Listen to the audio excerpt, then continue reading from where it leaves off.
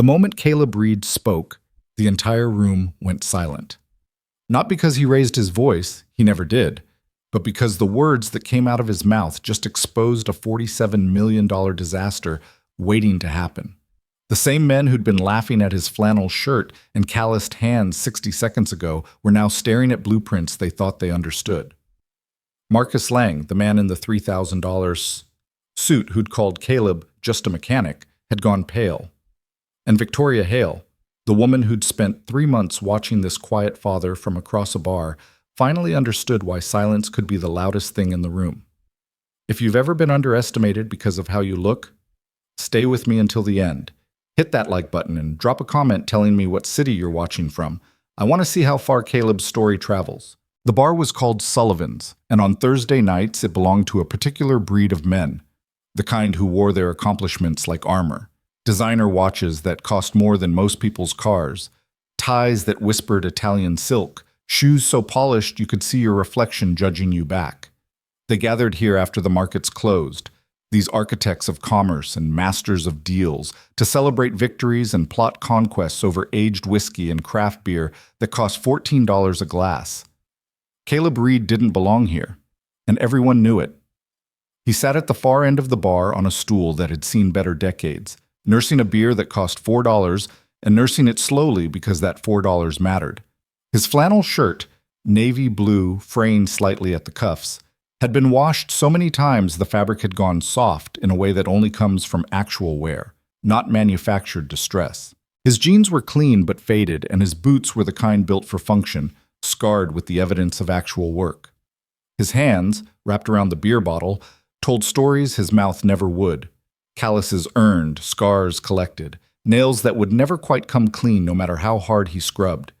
At 42, Caleb had the kind of face that could have been anywhere from 35 to 50, weathered not by excess but by responsibility. His hair, dark brown threading with gray, was cut short because it was practical. His eyes, a deep brown that caught the light from the bar's Edison bulbs, had a quality of stillness that most people found unnerving.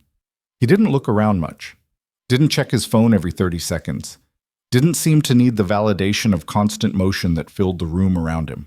He'd been coming here for 3 months, always Thursday nights, always the same stool, always alone. The first few weeks, he'd been invisible. The bartender, a young guy named Tommy with aspirations of mixology greatness, had served him with the efficient indifference reserved for customers who wouldn't tip in percentages high enough to brag about.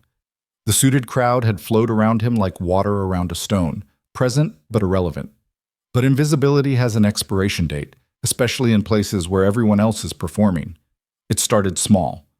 A comment barely audible from a cluster of men in their 30s discussing a property acquisition.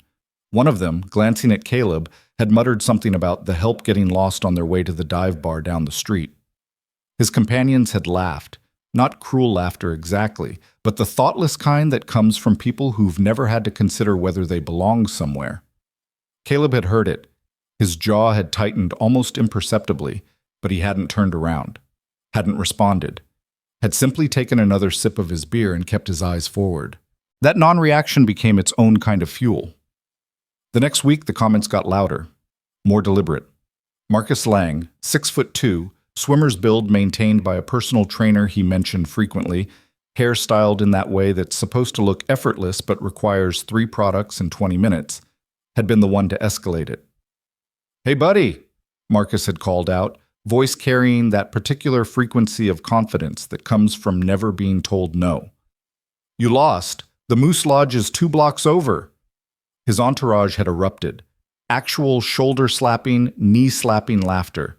The kind that feeds on itself, gets louder because everyone wants to be part of the moment, wants to signal that they're in on the joke.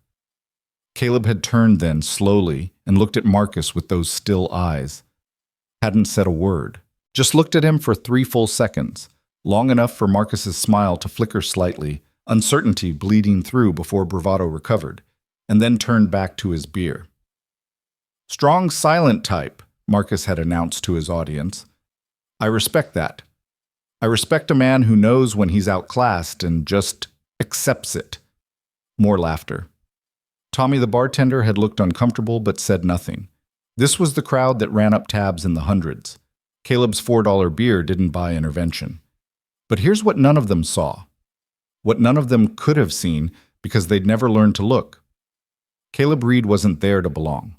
He was there because it was the only place open past 9 o'clock within walking distance of his apartment that wasn't a fast food chain. He was there because his daughter Emma, 12 years old, and everything that mattered in his world, had a strict bedtime of 8:30 on school nights, and after he'd checked her homework, made sure she'd brushed her teeth, kissed her forehead, and turned out her light, the apartment felt too quiet. The silence pressed in with memories he wasn't ready to face. Of his wife Sarah, 3 years gone to cancer, whose laughter used to fill those rooms. He was there because staying home meant sitting in that silence, and he wasn't strong enough for that yet. But he was strong enough to sit in a bar where people mocked him, to let their words slide off like rain off waxed canvas, because he'd survived things that would have broken every single one of them, and their opinions didn't even register on the scale of things that could hurt him. The men in suits saw weakness. What they were actually looking at was a kind of strength they couldn't comprehend. Caleb worked at Morrison's Auto Repair, a shop that had been family-owned for 40 years before the family sold out to a regional chain that kept the name for brand recognition. He'd been there for 18 years, starting as a kid fresh out of high school who was good with his hands and didn't have money for college.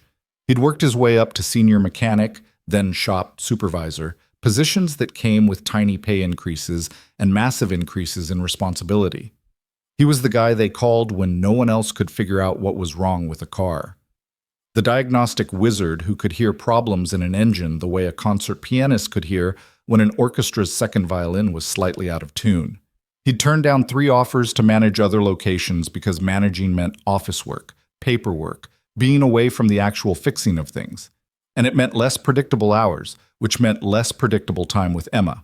Emma, who was surviving 7th grade with the kind of quiet determination she'd inherited from him, who got herself up in the mornings, made her own breakfast because Dad had to leave for work at 6:30, walked herself to school because they couldn't afford the neighborhood with the bus route, who came home to an empty apartment 3 days a week and did her homework without being asked, microwaved the dinner he'd left for her, and was always in bed by 8:30 because she knew it mattered to him. She was the reason for everything, every choice, every sacrifice, every moment of swallowing his pride, while men who'd never built anything with their hands treated him like scenery. The money he made, $52,000 a year, which had seemed like a fortune when he started and now barely covered rent, food, clothes for a growing girl, school supplies, the medical bills from Sarah's final year that still trickled in, didn't leave room for extras. Thursday nights at Sullivan's, that $4 beer, was his one indulgence. 2 hours of being somewhere else. Somewhere he could watch other people's lives from a distance and remember that the world was bigger than his grief and his exhaustion. He never expected anyone to understand that. Certainly never expected anyone to see it. But someone did. Victoria Hale had first noticed Caleb on a Tuesday night, which was unusual because she almost never came in on Tuesdays. Thursdays were her night.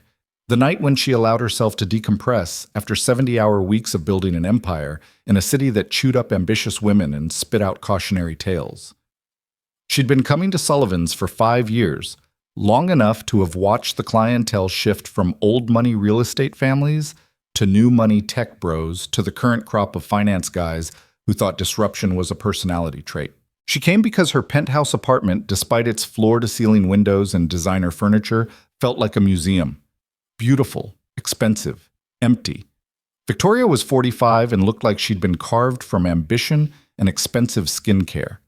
Tall, blonde in that way that cost money to maintain, always in clothes that announced competence before she said a word. She was the founder and CEO of Hale Properties, a commercial real estate firm that had grown from a one-woman operation run out of a studio apartment to a 50-employee company managing a portfolio worth north of $300 million. She'd gotten there by being smarter than the men who underestimated her, more ruthless than the women who saw her as competition, and more willing to sacrifice everything else: marriage, friendships, hobbies, sleep, joy, at the altar of success. At 45, she had everything she'd worked for and nothing she actually wanted. That Tuesday, she'd come in because she'd just closed a deal that should have felt like a victory. 8 months of negotiations, a mixed-use development in the warehouse district that would transform 6 blocks of industrial decay into luxury condos and street-level retail. The kind of project that got featured in magazines, won awards, generated wealth.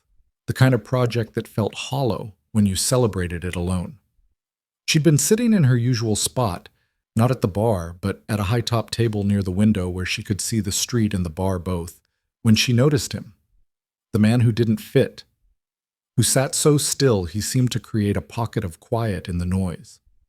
What caught her attention first wasn't his appearance, but his complete lack of self-consciousness. Everyone else in the bar, herself included, was performing some version of themselves. The finance guys performing dominance. The younger women in cocktail dresses performing availability. Tommy the bartender performing craft.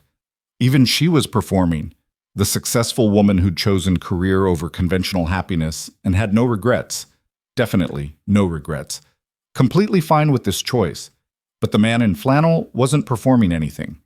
He was just present, drinking his cheap beer slowly, watching the television above the bar, some baseball game he didn't seem particularly invested in, with the patience of someone who had nowhere else to be and was okay with that. She'd found herself watching him, curious in a way she hadn't been curious about another human being in years. The following Thursday, she'd arrived at her usual time, 7:30 p.m., late enough to have left the office after everyone else, early enough to get her preferred table, and he'd been there again. Same stool, same beer, same flannel shirt, or one identical to it. That's when she realized it was a pattern, and Victoria Hale had built a career on recognizing patterns. Over the next several weeks, she'd watched him with the same analytical attention she brought to property assessments. Observed the way other men in the bar treated him, the dismissive glances, the occasional comment loud enough to carry. Observed the way he never reacted, never engaged, never seemed bothered. Observed the way he checked his phone exactly twice each visit, once when he arrived, once about 45 minutes in, looking at it with an expression of such concentrated tenderness it made something in her chest ache. She'd seen him smile at whatever was on that phone screen, had watched him type responses with his calloused mechanic's hands moving carefully over the screen, the same precision he probably brought to engine work. Had witnessed the way his entire face softened, years falling away, showing the man he must have been before whatever weight he carried had settled on his shoulders. And she'd wondered, with an intensity that surprised her, what it would be like to be the reason for that expression. The night Marcus Lang decided to make Caleb his personal entertainment, Victoria was running 20 minutes late. A last-minute call from a contractor who'd found unexpected complications that would cost an extra $200,000 to fix, complications that she suspected weren't unexpected at all, but rather an attempt to renegotiate after contracts were signed. She'd handled it with the cold efficiency that had made her reputation, promised a meeting first thing Monday where they would discuss the documentation of these complications in detail, code for "bring proof or I'll bury you in litigation," and hung up already planning her legal strategy. By the time she walked into Sullivan's, she was wound tight, ready to fight, carrying the armor of fury she wore so well people often forgot there was a person underneath. And then she saw Marcus, surrounded by his usual pack of followers, standing next to Caleb's stool, like a predator who'd found prey too easy to bother killing quickly. "Just saying, man. You've been coming here for months, and I don't think I've ever heard you say more than 2 words, Marcus was saying, voice pitched loud enough for the entire bar to hear. Strong silent type? Or is it that you just don't have much to say? Caleb was looking at his beer bottle, rotating it slowly on the bar, condensation leaving a ring on the wood. His expression was neutral, almost peaceful, like he was alone. "See, my theory," Marcus continued, warming to his audience's attention, "is that you're one of those guys who peaked in high school. Star of the football team, maybe? Quarterback? And now you're just this." He gestured vaguely at Caleb.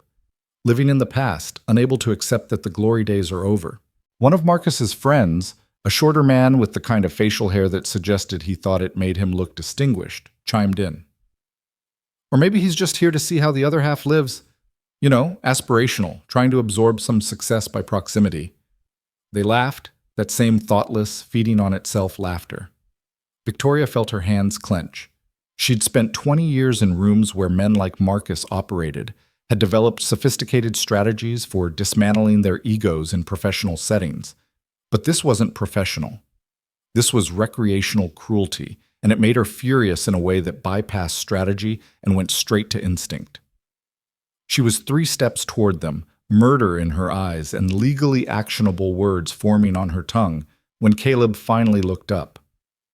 "I didn't play football," he said quietly. Marcus blinked, genuinely surprised to get a response. "What?" "Football. I didn't play." Caleb's voice was low, calm, matter-of-fact. "I worked at my uncle's garage after school, learned to rebuild transmissions when I was 15. "Oh well, excuse me," Marcus said, recovering quickly, playing to the crowd. "I stand corrected. Not a has-been jock. Just a regular blue-collar guy who stumbled into the wrong bar." "No," Caleb said, still in that same calm tone. "Right bar. It's close to my apartment. Open late. Quiet enough." "Quiet?" Marcus looked around theatrically. "Buddy, I don't know if you've noticed, but this place is—" "You're loud," Caleb interrupted gently. "The bar's quiet. Big difference." The group went silent. Marcus's smile froze, uncertain whether he'd just been insulted. Victoria, still standing 3 steps away, found herself holding her breath. "The thing about noise," Caleb continued, still not raising his voice, still rotating that beer bottle with mechanical precision, "is it's usually trying to cover something up. Silence makes people uncomfortable, makes them feel like they need to fill it with—" He glanced up at Marcus, just for a second. "Whatever this is." "Whatever this—" Marcus's face flushed. "Listen, friend, I don't know who you think—" "I think I came here for a beer," Caleb said. "I think you came here to feel important. We both got what we wanted. You can go back to your table now." It wasn't aggressive, wasn't confrontational, was delivered in the same tone someone might use to give directions to a lost tourist.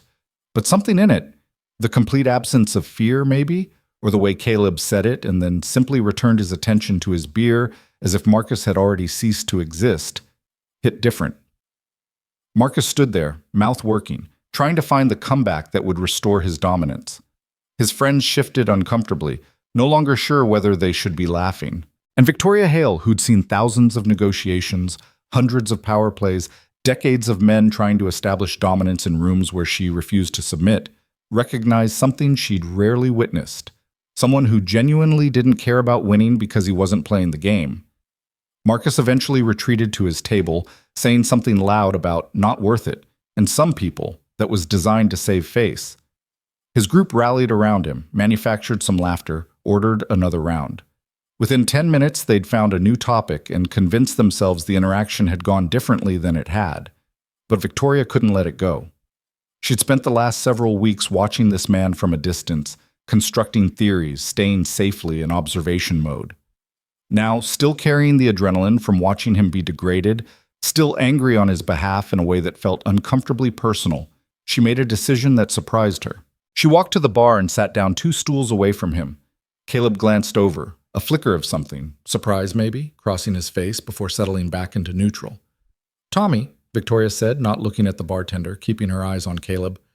"I'll have what he's having." Tommy knew better than to comment on Victoria Hale ordering a $4 domestic beer. He got the bottle, set it in front of her, took her card to start a tab. They sat in silence for a full minute. The baseball game on TV showed men running, throwing, catching. Neither of them watched it. "Thank you," Caleb finally said. Victoria looked at him, surprised. "For what?" "For being about to intervene. I saw you. Coming over." His mouth quirked slightly, not quite a smile. "You looked ready to commit violence." "I still might," Victoria said. She took a sip of the beer, trying not to show how much she hated it. "He's a client. I've wanted to commit violence against him for 6 months." "Marcus?" Caleb's eyebrows raised slightly. "He's in real estate?" "Partner in Lang Development. They do residential mostly, cookie-cutter subdivisions marketed as luxury communities." Her voice carried the professional disdain she usually kept hidden. "Everything built to minimum code, maximum profit." Caleb made a small sound that might have been agreement or might have been something else. "I'm Victoria," she said, extending her hand across the empty stool between them. He looked at her hand for a moment, then took it. His grip was solid, rough with calluses, warm. "Caleb." Nice to meet you, Caleb. She held his hand perhaps a second longer than professional, felt him notice but not pull away. Even if I've been watching you for 3 months.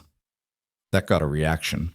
His eyes widened slightly, and something that was definitely a smile touched his face.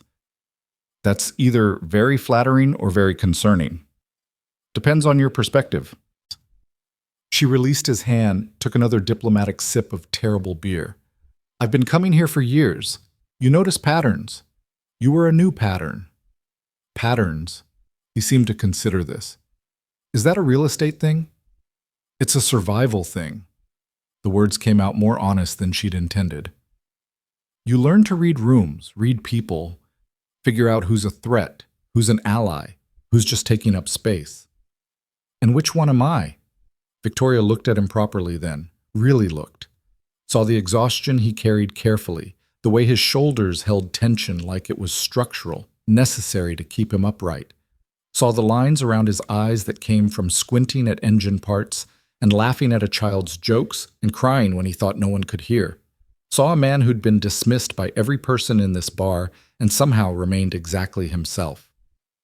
You're the first interesting person I've seen here in 5 years, she said. Something shifted in his expression. Not opening exactly, but softening, like he'd been braced for something else and was recalibrating. I'm a mechanic, he said, like it was a confession or a warning. I know. I have a daughter. She's 12. I assumed the kid from the way you check your phone. I can't afford the beer you usually drink. I can't afford to drink it either, in any sense that matters. She smiled, felt it reach her eyes for the first time in weeks. I'm just very good at pretending. Caleb studied her, those still eyes taking in information she hadn't meant to share. You don't seem like someone who needs to pretend. Everyone's pretending something. She gestured around the bar. Marcus pretends his family money was his own brilliance. Tommy pretends craft cocktails are art. These women pretend they're here for the atmosphere. She paused. I pretend I chose this life instead of just winning it by default. The honesty surprised her. She didn't talk like this. Didn't reveal herself to strangers in bars. Didn't admit to doubts or regrets, or the creeping sense that she'd optimized for the wrong variables. But Caleb had that effect. That quality of stillness that made confession feel safe. What do I pretend? He asked. You don't, she said immediately. That's the problem. That's why they hate you. You're not performing anything, and it makes everyone else's performance obvious. He thought about this, rotating his beer bottle. I'm too tired to perform. No. She shook her head. You're too honest. They sat with that for a moment. The bar noise continued around them. Marcus's table had moved on to discussing cryptocurrency. The women in cocktail dresses were taking selfies. Tommy was explaining the notes in some bourbon to customers who weren't listening. Why do you come here? Caleb asked. If you hate it? I don't hate it. I hate my apartment more. The words came out flat, factual. 2,200 square feet of architectural digest excellence that feels like a hotel room I'm living in temporarily. Except the temporary part has lasted 8 years. Why not move? Where? Another expensive space that doesn't feel like home? At least this one has good light. She heard the bitterness in her voice, tried to soften it. Besides, successful women don't admit their personal lives are disasters. We're supposed to have it all figured out. Do successful men? Victoria laughed, actually laughed. Have you met Marcus? Caleb's smile reached his eyes this time. Fair point. They talked for another hour. About nothing in particular and everything that mattered. About the weight of responsibility and the terror of failing the people who depended on you. About the way exhaustion became so familiar you forgot what energy felt like. About the small victories that got you through. Emma's report card. A deal closed properly. A problem solved. A dinner made. Caleb talked about his daughter with a tenderness that made Victoria's chest ache. About how she was braver than he'd ever been. More resilient. How she'd handled her mother's death with a grace he still couldn't comprehend. How she'd learned to be independent because she had to, but was still 12 and scared sometimes and needed him to be steady even when he was breaking. Victoria talked about her company with a complexity she rarely allowed. About the pride she felt in building something real, and the shame she felt about some of the compromises she'd made along the way, about projects that were technically successful but morally questionable, about the way profit margins could justify almost anything if you didn't look too close at the human cost. "Do you regret it?" Caleb asked. "Building your company?" "No," Victoria said immediately. Then, more honestly, "Sometimes. When I'm eating takeout alone at midnight in my office, yeah. When I close a deal that makes me richer but not better, yeah. When I realize I can't remember the last conversation I had that wasn't transactional." She trailed off. "But mostly, no. It's mine. I made it. That matters." "It does matter," Caleb agreed. "Emma's mine. I made her. Well, half made her. But I'm raising her, and that's—" He stopped, struggling for words. "That's the only thing I've done that I'm sure about. Everything else could have gone different. But her? I show up for her. Every day. That's not negotiable." "She's lucky." "No," Caleb said quietly. "I'm lucky. She gives me a reason to stay upright." Victoria understood, perhaps for the first time, what she'd been watching all these weeks. Not weakness. Not defeat. Not a man who'd given up. A man who'd found the one thing worth fighting for and had arranged his entire life around protecting it. At 9:30, Caleb checked his phone and stood. "I need to go. I tell Emma I'll be home by 10. She doesn't sleep if I'm late." "Same time next week?" Victoria asked, trying to sound casual, not desperate. Caleb looked at her for a long moment. "Yeah," he said finally. "I'd like that." He left cash on the bar, exact change for one beer, no tip because he couldn't afford it, and walked out into the night. Victoria sat there for another 20 minutes, drinking the terrible beer she'd ordered, thinking about patterns and choices and the way certain people could walk into your life and quietly rearrange what mattered. Across the bar, Marcus was still talking, still performing, still desperately filling silence with noise. And for the first time in 5 years, Victoria Hale felt like she'd actually seen someone. Really seen them. Not their performance or their polish or their professional value. Just them. It felt like waking up in a room where she'd been sleepwalking for years, finally seeing the furniture she'd been walking around in the dark. Outside, Caleb Reed walked the 6 blocks to his apartment building, past the closed shops and the late-night convenience store and the corner where Emma's school bus stopped every morning. He climbed 3 flights of stairs because the elevator was broken again and unlocked the door to an apartment that smelled like the spaghetti he'd made Emma for dinner. Her door was cracked open, nightlight casting a soft glow. He looked in, saw her buried under blankets, hair spread across the pillow, breathing the deep rhythm of genuine sleep.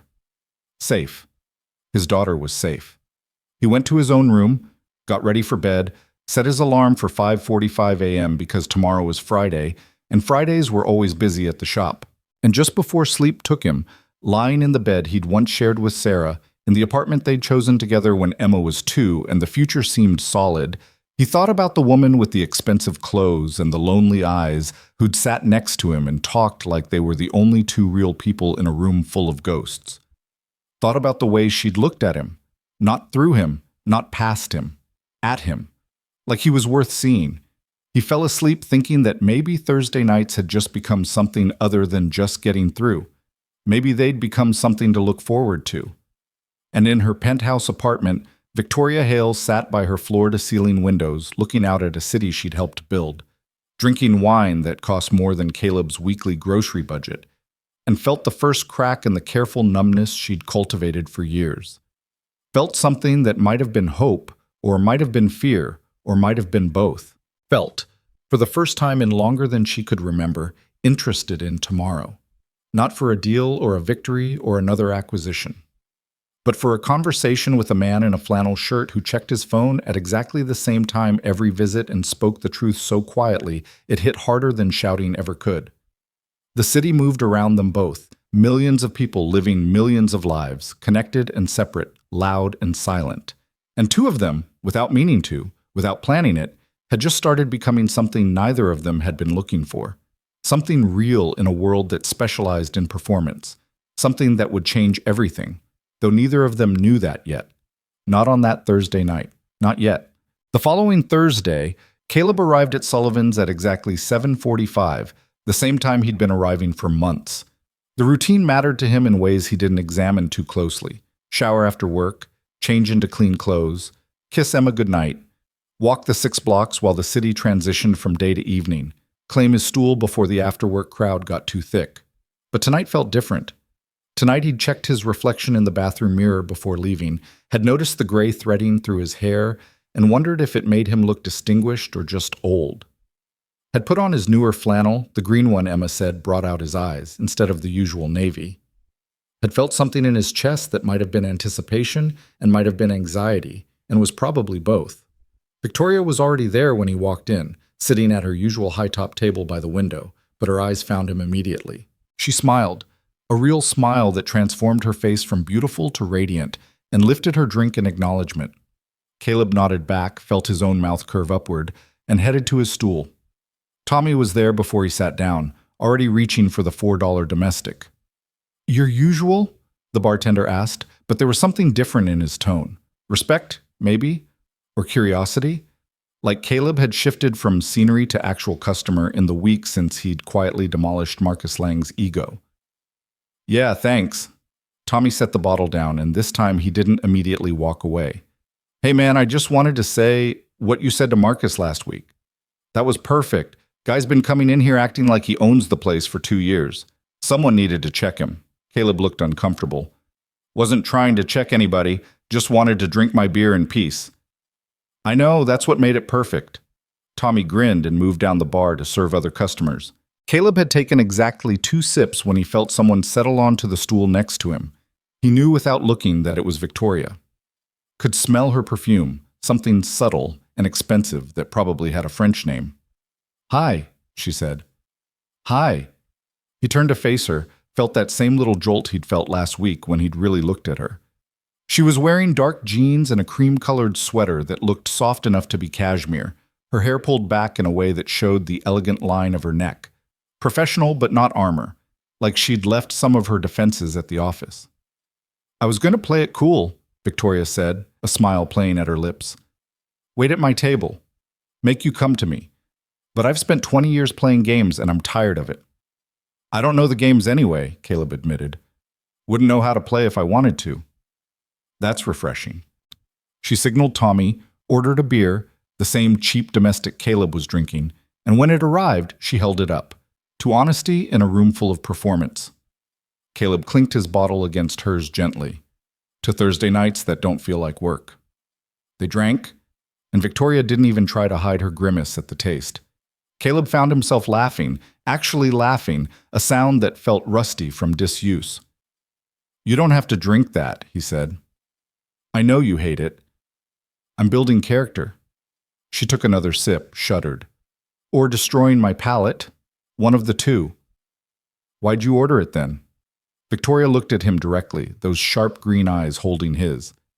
"Because I wanted to sit here, and sitting at the bar alone drinking a $20 cocktail while you're drinking a $4 beer felt like everything wrong with my life in one image." The honesty of it landed between them, heavy and real. "Your life doesn't look wrong from where I'm sitting," Caleb said carefully. "Looks like you built something most people only dream about." "Yeah, well, dreams and reality rarely match up, do they?" She turned the beer bottle in her hands, mimicking his habitual gesture. "I built an empire, but empires are cold, and you can't have a conversation with a portfolio." Before Caleb could respond, a voice cut through the bar noise, loud and deliberately carrying. "Well, well, look who's slumming it tonight."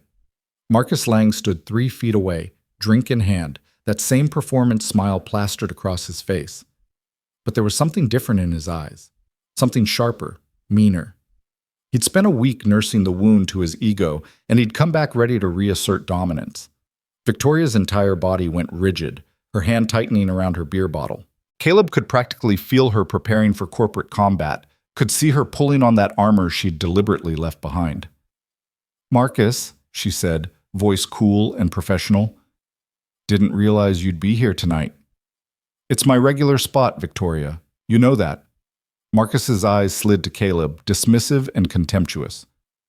"Though I see you've decided to expand your networking. Very democratic of you." "I'm having a beer with a friend," Victoria said evenly. "Is there something you needed?" Friend? Marcus laughed, that same thoughtless, cruel sound from last week. Come on, Victoria, we both know how this looks. Powerful woman, blue-collar guy who can't even afford the good stuff. What is this, some kind of charity work, community outreach? Caleb felt Victoria starting to stand, saw her face shifting into the expression that probably made contractors and lawyers nervous. He put his hand on her arm, gentle but firm. I got this, he said quietly. She looked at him, surprise and protest warring in her expression, but something in his face made her settle back onto her stool. Caleb turned to Marcus with the same unhurried deliberateness he brought to diagnosing a complicated engine problem. Looked at him for a long moment, taking in the expensive suit, the watch that cost more than 6 months of Caleb's rent, the haircut that probably required a consultation. You know what's interesting about charity? Caleb finally said, voice calm and conversational. Real charity is quiet, happens when nobody's watching, doesn't need an audience or applause. Marcus blinked, uncertain where this was going. What's your point? My point is, everything you do is performance, every word calculated for effect, every gesture designed to prove something. Caleb took a sip of his beer. Must be exhausting, needing everyone to know how important you are every single minute. I don't need to prove anything. See, that right there. Caleb's voice stayed level, almost gentle. If you didn't need to prove anything, you wouldn't be standing here trying to embarrass me in front of Victoria. Wouldn't have spent last week making sure everyone heard you put me in my place. Marcus's face flushed. Listen, buddy, here's what I think, Caleb continued, still in that same calm tone. I think you saw us talking last week, saw me not caring about your opinion, and it bothered you more than you want to admit, because I'm not playing your game, which means you can't win it. This is ridiculous. Marcus looked to Victoria for support, found none. Victoria, you're really going to sit there and let this guy... Let him? Victoria's voice cut like glass. Marcus, I'm a grown woman having a conversation. I don't need your permission or your protection or your commentary. I'm just saying people are going to talk. You, sitting here with... Marcus gestured at Caleb vaguely. It doesn't look professional. Good, Victoria said flatly. I've been professional for 20 years. It's overrated. Marcus's eyes narrowed. You might want to think about who your friends are, Victoria, especially if you want Lang Development to keep working with Hale Properties. It was a threat, barely veiled, the kind of power play Victoria had probably seen 1,000 times in conference rooms and negotiation sessions. But Caleb saw something else in Marcus's posture, heard something in his voice that set off alarms honed through 18 years of diagnostic work. The same instinct that told him when a customer was hiding damage to avoid paying for repairs, when a parts supplier was marking up inferior materials, when something wasn't adding up. What project are you working on together? Caleb asked Victoria, voice casual. She looked at him, surprised by the question. The Riverside development. Mixed commercial and residential. We're partnering on the financing and management structure. The one down by the old textile mill? You know it? Victoria's eyebrows raised. Drove past it every day for 3 years when I worked the morning shift. Caleb turned back to Marcus. That's the property with all the flood warning signs, right? The one the city kept trying to develop but couldn't get permits? Marcus's face went carefully neutral. The permit issues were resolved. Engineering studies showed the flood risk was overstated. Overstated. Caleb repeated the word thoughtfully. Interesting. Because I remember seeing that area underwater 4 times in the 3 years I drove past it. Spring runoff mostly, but one was just a heavy rain week in October. The new development includes improved drainage, Marcus said quickly. State-of-the-art water management systems. What kind of systems? Caleb asked. I'm not going to stand here and get technical specifications interrogated by a mechanic, Marcus snapped. The engineers signed off on everything. We've got all the permits. I'm sure you do. Caleb's voice stayed mild. Just seems like a lot of water to manage. That soil down there is mostly clay, right? Doesn't drain naturally. Would need serious infrastructure to keep buildings stable. Victoria had gone very still, her sharp mind clearly processing. Marcus, he's right about the clay. I remember that from the initial geological survey. What did the engineering report say about soil stability? It's fine. It's all handled. Marcus was backpedaling now, that confident smile starting to crack. Look, I don't have to justify our development choices to your partner? Victoria's voice had gone cold.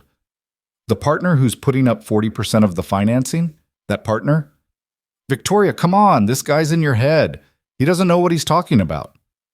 Actually, Caleb said quietly, I rebuilt the foundation on my apartment building 5 years ago. Volunteered my labor for reduced rent. Learned real quick that clay soil needs special engineering. Costs about 30% more than standard foundations. Easy place to cut corners if you're trying to maximize profit margin. The silence stretched. Marcus's face had gone from red to pale. Marcus, Victoria said, each word precise as a scalpel, please tell me you didn't cheap out on the foundation engineering. We met code. Everything's to code.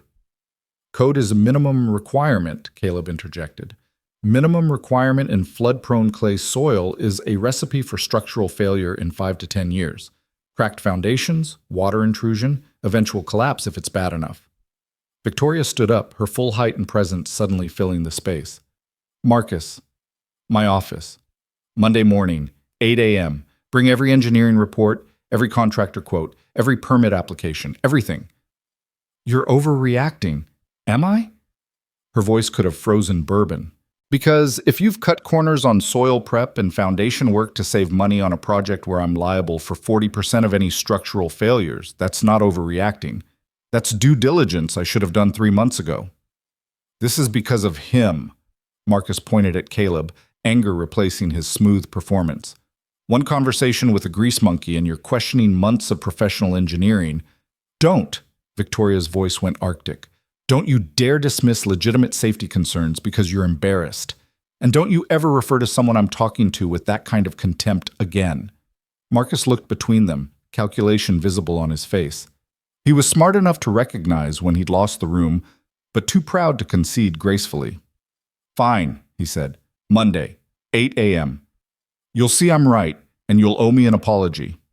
He looked at Caleb with pure venom. Both of you. He walked away, back to his table where his usual crowd was pretending not to have heard everything.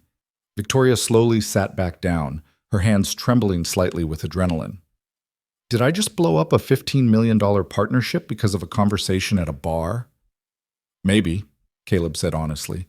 Or maybe you just saved yourself from a lawsuit that would have cost a lot more than $15 million. She looked at him, really looked at him. How did you know? About the foundation issues? I didn't know, I suspected. He rotated his beer bottle, thinking. Marcus got defensive too quick when I asked about the flood history. People who've done their homework don't get defensive about basic questions. They welcome them because it's a chance to show their preparation. That's... Victoria shook her head slowly. That's exactly right. That's negotiation strategy 101. I should have caught it myself. You were on his team. Harder to see problems when you're supposed to be working together.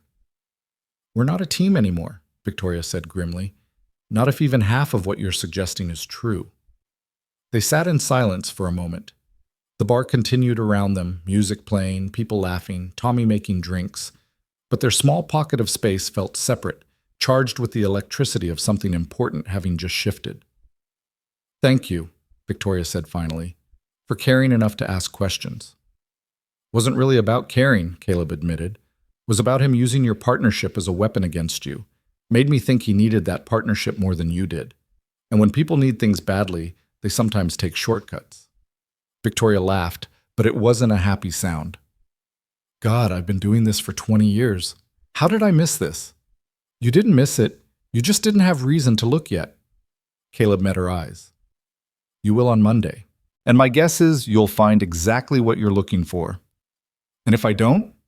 If the engineering is solid and I just nuked a partnership over bar conversation, then you apologize and rebuild the relationship.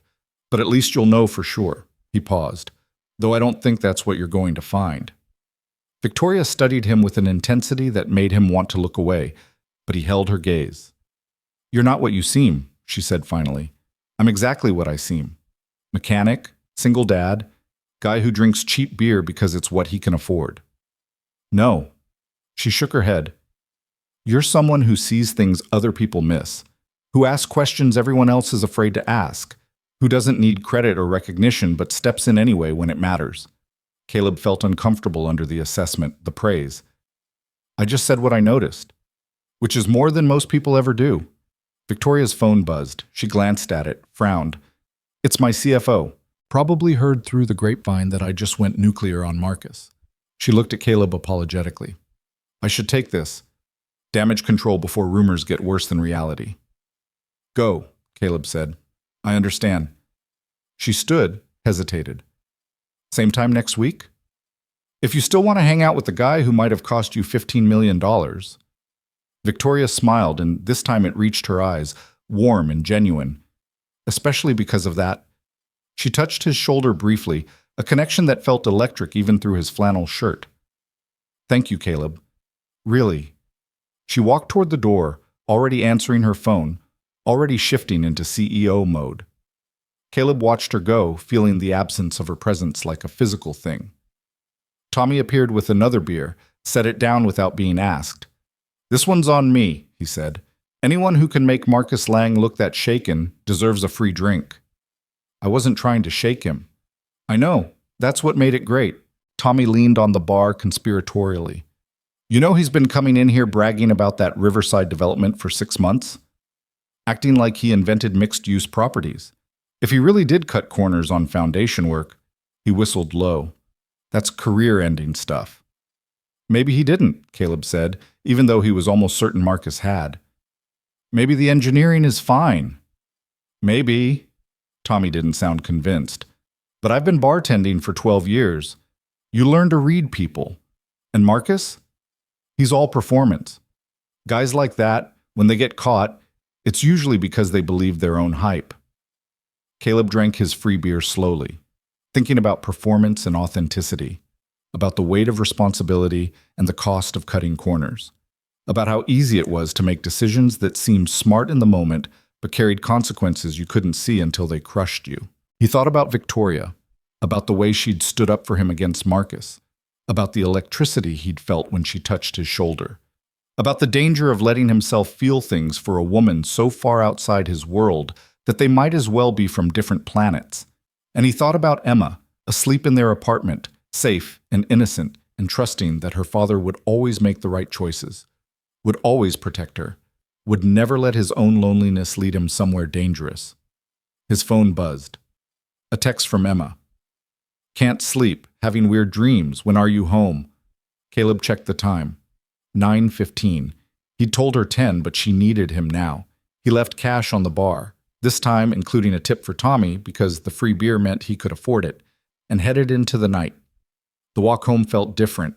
The streets looked the same, the closed shops and the late-night convenience store and Emma's bus stop on the corner. But something inside him had shifted. He'd spent 3 months coming to Sullivan's to escape silence, to be somewhere else, to survive his grief in a space that didn't hold memories of Sarah. Now he was walking home thinking about Victoria Hale, about the way she'd looked at him like he mattered, about the conversation they'd had, real and unguarded, two lonely people finding unexpected connection, about the possibility of Thursday nights becoming something more than just survival, and about how terrifying that possibility felt. Because caring about someone meant risk, meant vulnerability, meant opening himself up to loss again, and he'd barely survived losing Sarah. Emma had barely survived it. Was he really ready to let someone else in? The question followed him up 3 flights of stairs, past the broken elevator, into his apartment that smelled like Emma's favorite strawberry shampoo from her evening shower. Her door was open wider than he'd left it. She was sitting up in bed, her reading light on, a book in her lap. At 12, Emma looked more like Sarah every day. Same dark hair, same serious brown eyes, same expression of concentrated determination when facing problems. Hey, sweetheart, Caleb said softly from the doorway. Thought you were asleep. Tried. Couldn't. She marked her place in the book, some fantasy novel about dragons and friendship that she'd read 3 times already. Had a dream that you didn't come home. Caleb's heart clenched. These dreams had started 6 months after Sarah died and still came back sometimes, anxiety manifesting in sleep. I'm always coming home, Em. Always. I know, logically I know. She hugged her knees to her chest. But dreams aren't logical. He came in, sat on the edge of her bed like he'd done 1,000 times. Want to talk about it? Not really, just wanted to see you. She studied his face with Sarah's too perceptive eyes. You look different tonight. Different how? I don't know. Less tired, maybe? Or tired in a different way? She tilted her head. Did something happen at the bar? Caleb thought about lying, about protecting her from complications. But Emma had lived through her mother's death, had grown up faster than any 12-year-old should have to. She deserved honesty. I met someone, he said carefully. A woman. We've been talking the last couple weeks. Emma's eyes widened slightly. Like dating talking. Or just talking. Just talking. He struggled for words. Very different from me. Successful. Has this whole other life. But we've had some good conversations. Do you like her? The question was simple, direct, painfully honest in the way only children could be. Yeah, Caleb admitted. I think I do, which is scary. Because of Mom? Because of a lot of things. Because she's from a different world. Because I don't want to mess up what we have, you and me. He touched Emma's hand. You're my priority. Always. Nothing changes that. Emma squeezed his fingers. Dad, I'm 12, not stupid. I know you're lonely. I know you gave up a lot to take care of me after Mom died. I didn't give up anything I wanted. You gave up dating, friends, going out, having a life. She said it matter-of-factly, without accusation. You think I don't notice? You go to that bar once a week for like 2 hours, and that's it. That's your entire social life. Emma, I'm just saying, if you met someone who makes you less tired, that's probably good, even if it's scary. She smiled, and it was Sarah's smile, warm and understanding. Mom would want you to be happy. I want you to be happy. Caleb felt his throat tighten. When did you get so wise? Probably around the time I learned to make my own breakfast and forge your signature on permission slips.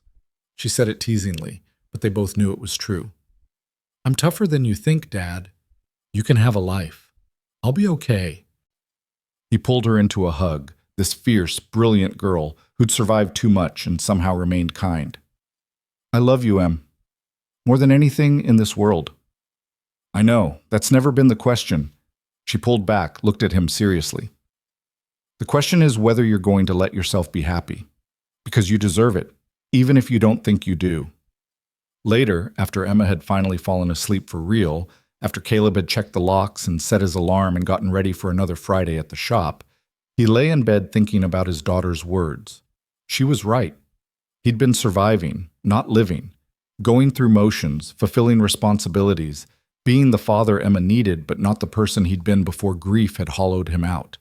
And Victoria, sharp, successful, lonely Victoria, who drank cheap beer she hated just to sit next to him, represented something he'd thought was over for him. The possibility of connection, of being seen, of mattering to someone in a way that wasn't about duty or responsibility, but about choice. It was terrifying. It was also maybe worth the risk. His phone buzzed on the nightstand. A text from an unknown number. Hi, it's Victoria. Tommy gave me your number. Hope that's okay. Just wanted to say thank you again for tonight. I think you might have saved my company from a very expensive mistake. Also, I had a really good time talking to you. See you next Thursday? V? Caleb stared at the message for a long moment, feeling his heart rate pick up like he was a teenager getting his first crush text instead of a 42-year-old widower with a kid and a mortgage's worth of responsibility. He typed back, Tommy's a gossip, but I'll forgive him this time. Glad I could help.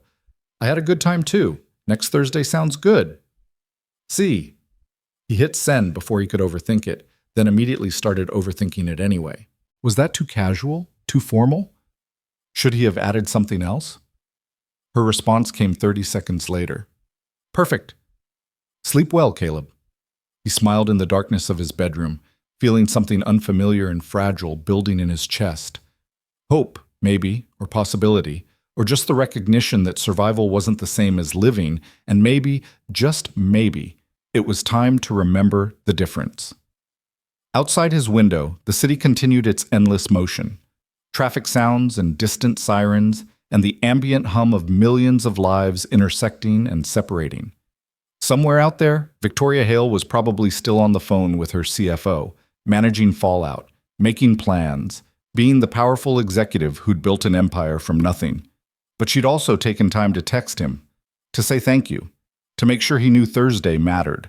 Caleb fell asleep thinking about that, about the unexpected ways life could shift when you weren't looking for it, about how the weight of responsibility could feel lighter when someone else saw it and acknowledged its worth instead of dismissing it, about how maybe, just maybe, he was allowed to want something for himself, even if it scared him.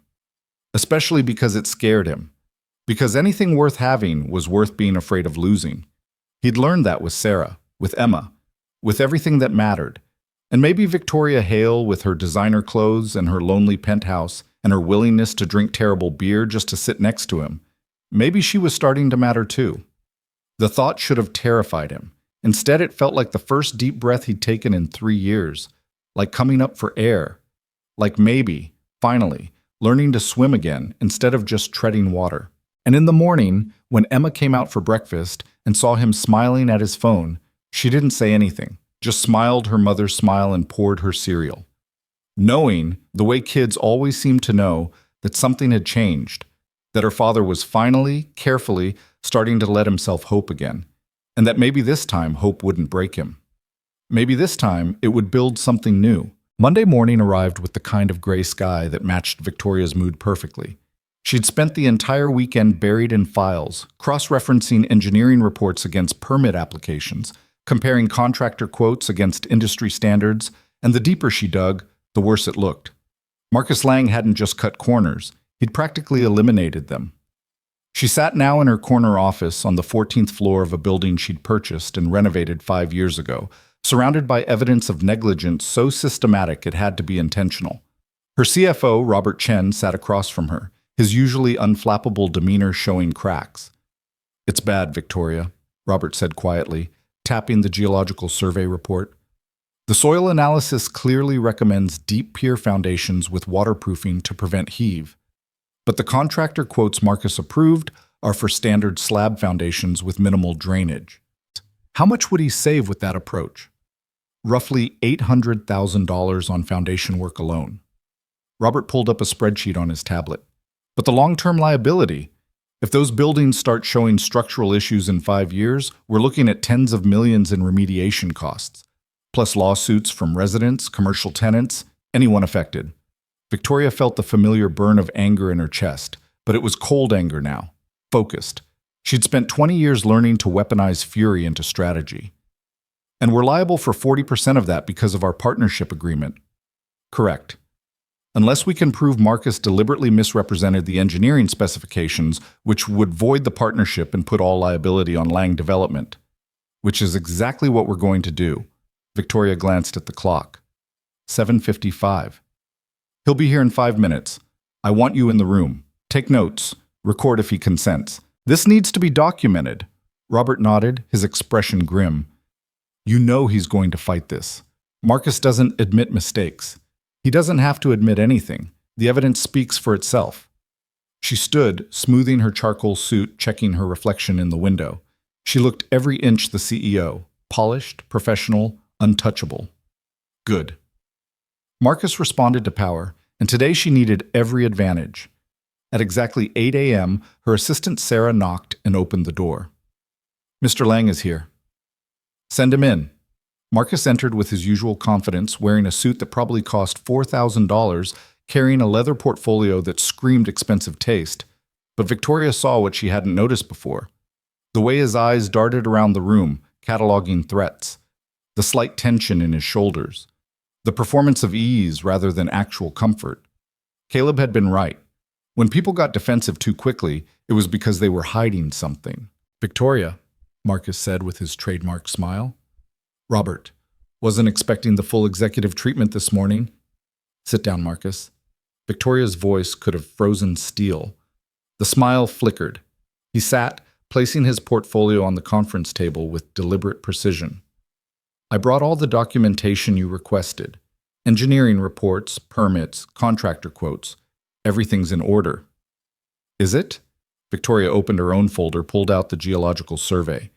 Because I spent the weekend comparing what you showed me 3 months ago against what you actually filed with the city, and there are some interesting discrepancies. Marcus's face remained neutral, but his hands tightened on the arms of his chair. Discrepancies? The geological survey you showed me recommended deep pier foundations with comprehensive waterproofing due to clay soil composition and flood history. She slid the document across the table. But the contractor quotes you approved are for standard slab foundations. Care to explain? The engineers revised their recommendations after additional soil testing. His voice was smooth, practiced. The initial survey was overly cautious. Subsequent analysis showed standard foundations would be adequate.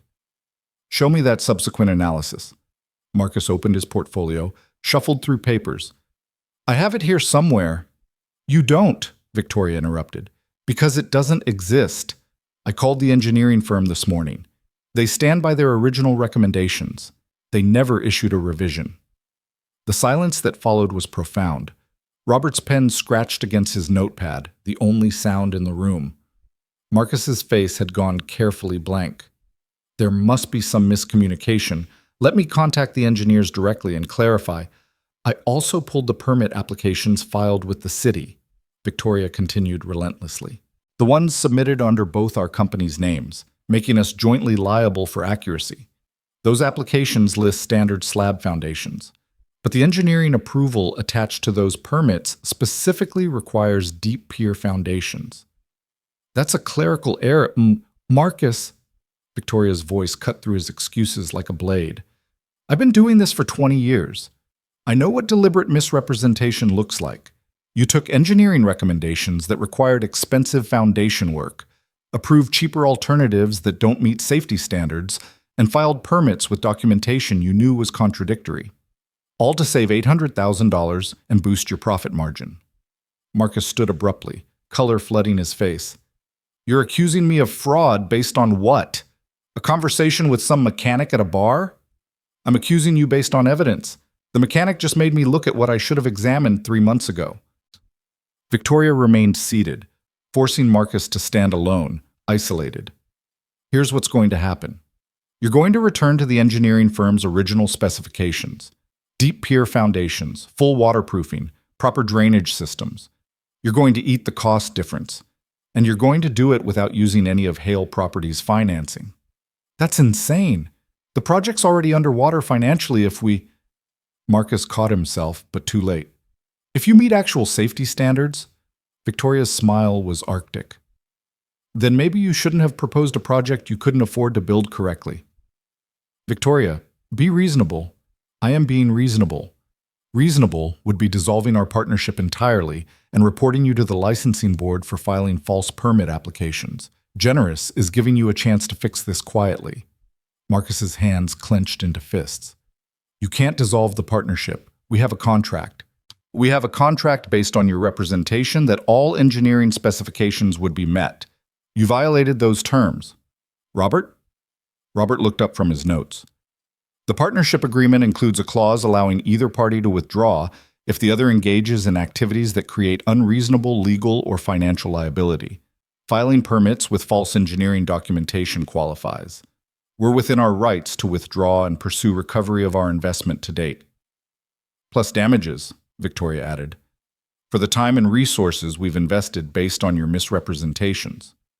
Marcus looked between them, calculation replacing bluster. He was smart enough to know when he'd lost. What do you want? I told you, rebuild the project to actual engineering specifications, or don't build it at all and return our investment plus 20% for breach of contract. Victoria stood now, meeting him eye to eye. Those are your options. Choose quickly. And if I don't choose either, then I file a formal complaint with the city, the licensing board, and every investor in Lang Development. I make sure everyone knows you filed fraudulent permit applications and tried to build on unstable ground to save money. Her voice went deadly quiet. Your choice, Marcus. Fix it or lose everything. The threat hung in the air, heavy and real. Marcus's face cycled through emotions: fury, fear, calculation, resignation. I'll need time, he finally said, to secure additional financing, to revise the project plans. You have 30 days. After that, I file. That's not enough time. Then work faster, or give us our money back and walk away. Victoria crossed her arms. Either way, Hale Properties is done partnering with Lang Development. This meeting is over.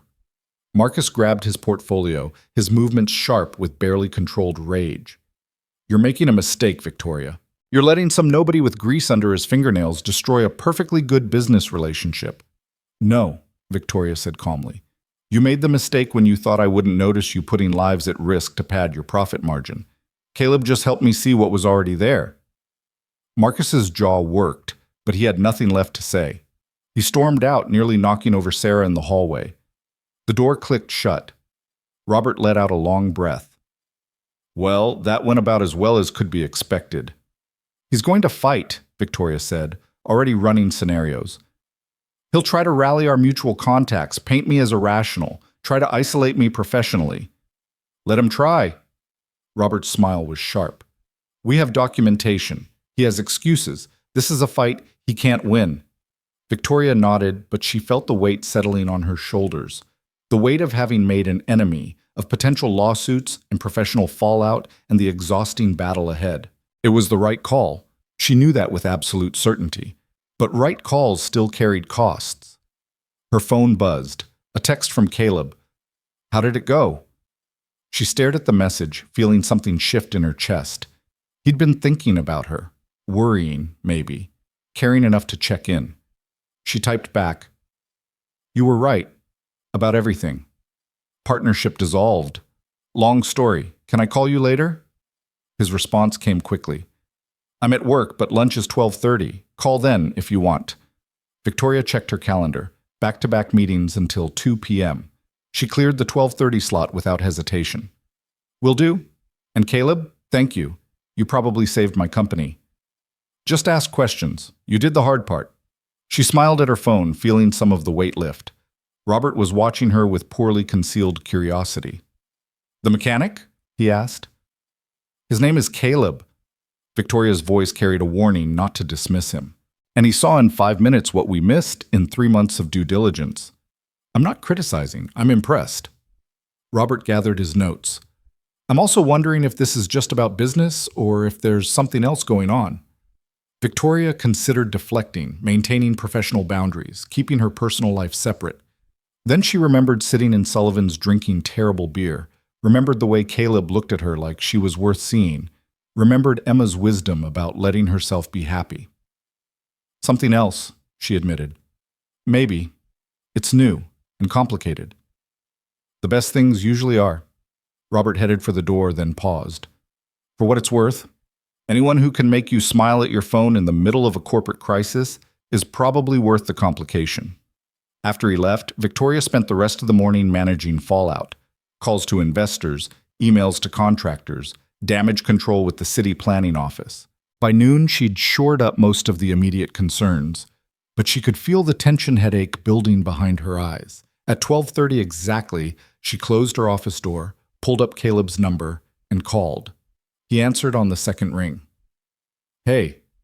Just that one word, warm and solid, made her shoulders relax. Hey yourself, is this a good time? Yeah, I'm in the break room. Everyone else went out for lunch. She heard the scrape of a chair, imagined him settling in. So, tell me what happened. Victoria walked him through the morning's confrontation, the evidence she'd found, Marcus's denials, and eventual capitulation. Caleb listened without interrupting, making small sounds of acknowledgement that told her he was tracking every detail.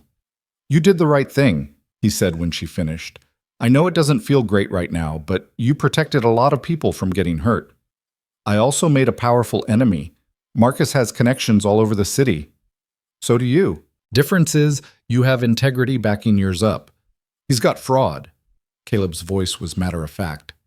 That matters when things get ugly. You sound very certain. I've seen this play out. Not at your level, but same dynamics. Guy I worked with years ago was selling customers unnecessary repairs, pocketing the difference. Got caught, tried to rally the other mechanics against the whistleblower. Didn't work. Because when people know you're willing to cheat, they start wondering when you'll cheat them. Victoria absorbed this, finding comfort in his experience. How long did the fallout last? Couple months of tension, then the guy left, started his own shop, went bankrupt within a year because customers didn't trust him. Caleb paused. Marcus will land somewhere. Guys like him always do. But his reputation's damaged. That's his consequence. I hope you're right. I'm usually right about people. Not much else, but people I can read. She heard warmth in his voice. How are you holding up? Exhausted? Angry? Relieved? Victoria leaned back in her chair looking out at the city. Grateful. You stopped me from making a $15 million mistake. You would have caught it eventually. Maybe. Or maybe I would have been so invested I couldn't see clearly anymore. She twisted the phone cord around her finger, a nervous habit from decades ago. Can I ask you something? Why did you care? You didn't know me, didn't have any stake in my business. Why speak up? Caleb was quiet for a moment. When he spoke, his voice was thoughtful. Because I spent 18 years watching people cut corners that put other people at risk. Mechanics who don't fix brakes properly because it's faster. Contractors who use cheap materials because customers won't know the difference until it fails. People who prioritize profit over safety and sleep fine at night. That bothers you? Yeah, it bothers me. Because when corners get cut, real people get hurt. Families. Kids. His voice tightened slightly.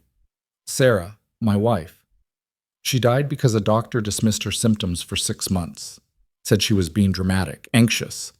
By the time they actually ran the tests, the cancer had spread too far. Victoria's chest constricted. Caleb, I'm so sorry. Point is, when I see someone cutting corners, I think about all the people who'll pay the price later. So yeah, I spoke up, because maybe those families who would have bought condos in Marcus's development deserve better than cracked foundations and flooded basements. The silence stretched between them, heavy with shared understanding. Victoria felt something crystallize in her chest, something that went beyond attraction or interest into deeper territory. This man, this quiet mechanic who everyone dismissed, carried a moral compass so strong it guided everything he did. Not performatively, not for credit, just because it was right. You're a good man, Caleb Reed, she said softly. I'm just a guy who's seen what happens when people don't speak up. He cleared his throat, clearly uncomfortable with praise. Anyway, you called me, which means you're probably avoiding doing something else. She laughed, surprised by his perception. I have a board meeting at 2 that I'm dreading. They're going to ask about Marcus. Tell them the truth. You discovered potential fraud. You acted appropriately. You protected the company's interests. He made it sound simple. That's what boards want to hear. You'd be good at this, the business side. Nah. Too much talking, not enough fixing things. She heard a timer go off in the background. That's my lunch break. Need to get back. Caleb? Victoria said quickly before he could hang up. Thursday. Same time? Wouldn't miss it. She could hear the smile in his voice. And Victoria? You're going to be fine. You're tougher than Marcus, smarter than him, and you've got truth on your side. He doesn't stand a chance.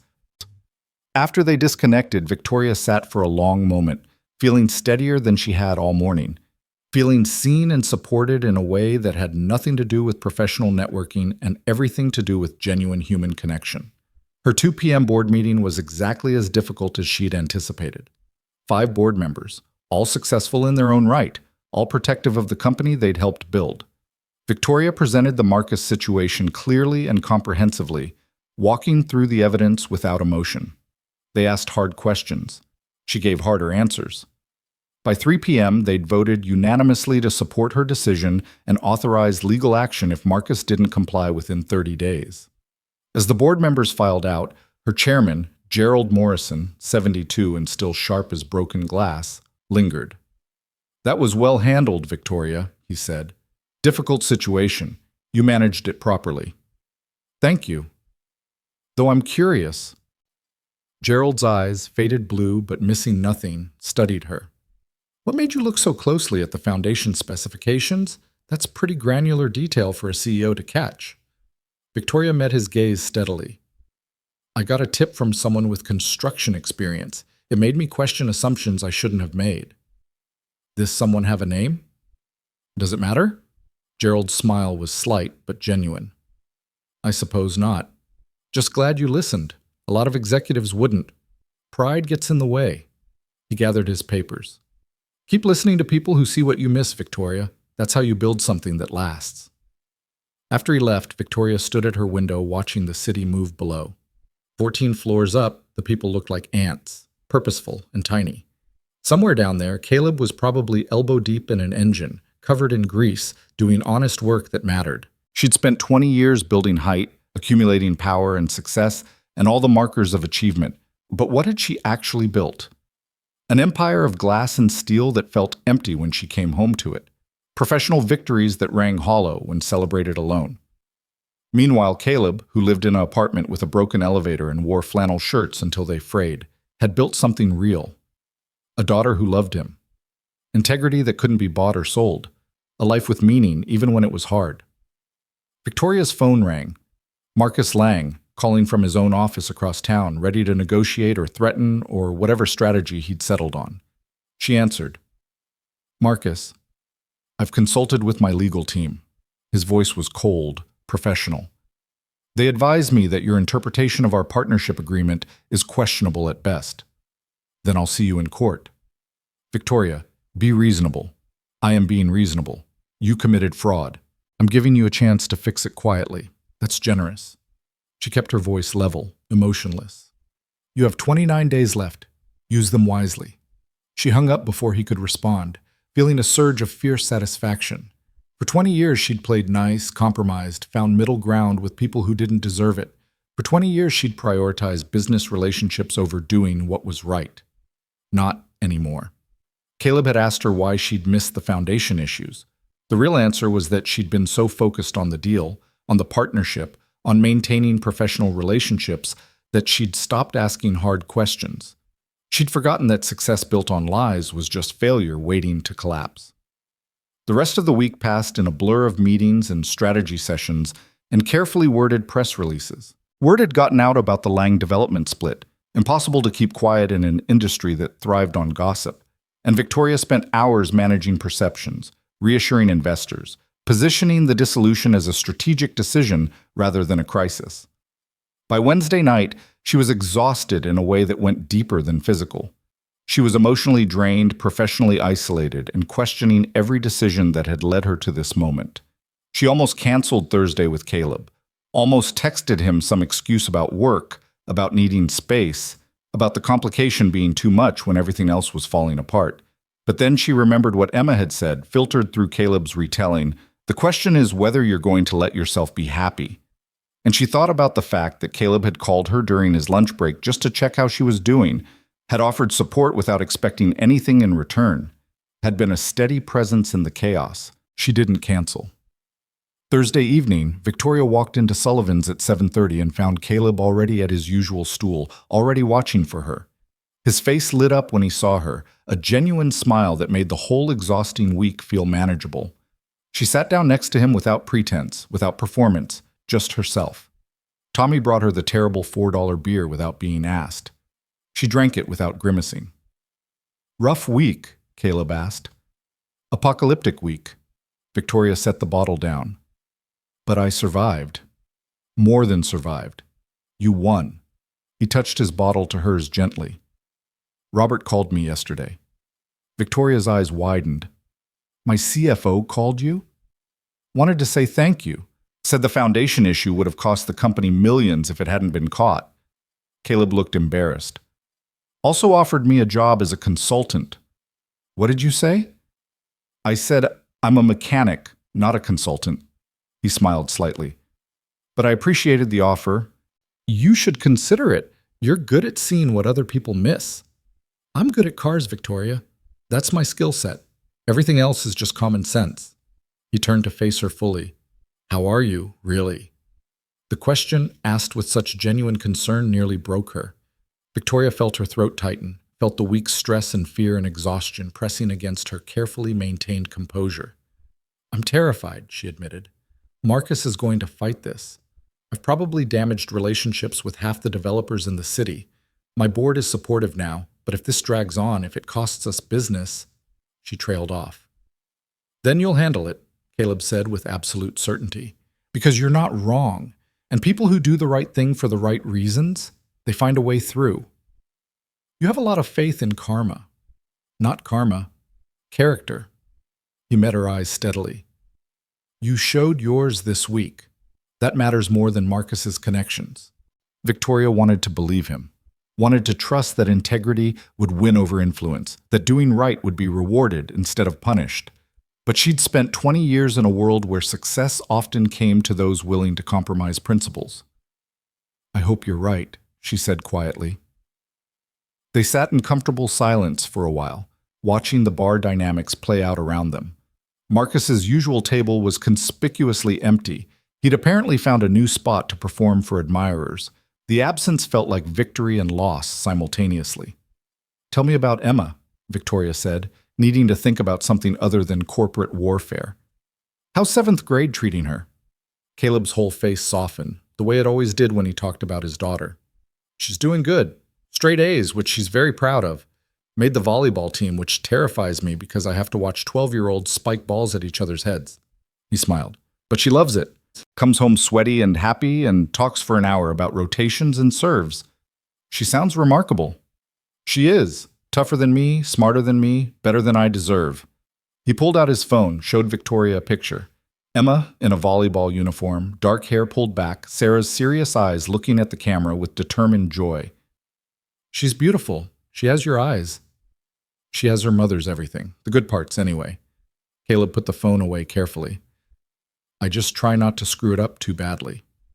I think you're doing better than you know. I hope so. He was quiet for a moment. She asked about you. Victoria's heart jumped. What did you tell her? That I met someone I liked talking to. That it was new and complicated and probably scary. He looked at her directly. That I wasn't sure where it was going, but I wanted to find out. The honesty of it, the vulnerability, made Victoria's chest ache. And what did she say?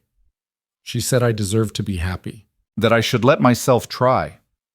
Caleb's smile was self-deprecating. 12 years old and wiser than I'll ever be. I'd like to meet her someday. If this becomes something where that would make sense. Caleb studied her for a long moment, something shifting in his expression. Yeah, he said finally. I think I'd like that too. They stayed until 9:30, talking about everything and nothing. About the small victories that got them through hard days. About the weight of responsibility and the fear of failing people who depended on you. About the unexpected ways life could shift when you least expected it. When Caleb stood to leave, checking his phone to make sure he'd be home before 10, Victoria stood too. Walk out with you? She asked. They left Sullivan's together, stepping out into the cool evening air. The street was busy with Thursday night activity. Couples heading to dinner, groups of friends bar hopping, the endless motion of a city that never quite stopped. They stood on the sidewalk, suddenly awkward, the easy intimacy of the bar replaced by the vulnerability of goodbye. Thank you, Victoria said. For this week. For caring enough to ask questions. For checking on me. For just being you. I didn't do anything special. You did, though. You reminded me what integrity looks like. What matters. She stepped closer, close enough to smell motor oil and detergent and something essentially him. You reminded me who I wanted to be before I got so caught up in winning that I forgot why I started. Caleb looked at her with those still, seeing eyes. You're giving me too much credit. No, I'm giving you exactly the credit you deserve. She reached up, touched his face gently, felt the roughness of 5 o'clock shadow under her palm. Can I kiss you? His breath caught. For a moment she thought he might say no, might pull back, might decide the complication wasn't worth it. Then he leaned in and kissed her. It wasn't dramatic or passionate or anything like the movie moments Victoria had seen 1,000 times. It was careful and sweet and terrifyingly real. It tasted like cheap beer and possibility. It felt like coming home to a place she'd never been. When they pulled apart, Caleb's eyes were wide, his breathing unsteady. Wow, he said softly. Yeah, Victoria agreed. Wow. They stood there for another moment, the city moving around them, both of them aware that something significant had just shifted. I should go, Caleb finally said. Emma's probably watching the clock. I know, go. Victoria stepped back, giving him space. Same time next week? Yeah, definitely. He started walking backward, not quite ready to look away. Be careful this week. Marcus is going to escalate. I can handle Marcus. I know you can. His smile was warm and proud and made her feel 10 feet tall. But be careful anyway. She watched him walk away until he turned the corner toward his apartment, then stood there for another few minutes, touching her lips, feeling the echo of that kiss. When she finally turned toward where her car was parked 3 blocks away, she felt lighter than she had in years. The week ahead would be hard. Marcus would fight. There would be complications and consequences and probably more sleepless nights than she wanted to count. But for the first time in 20 years, Victoria Hale felt like she was fighting for the right reasons. Not for empire or success or professional victory, for integrity, for truth. For the people who would live in those buildings Marcus wanted to cut corners on.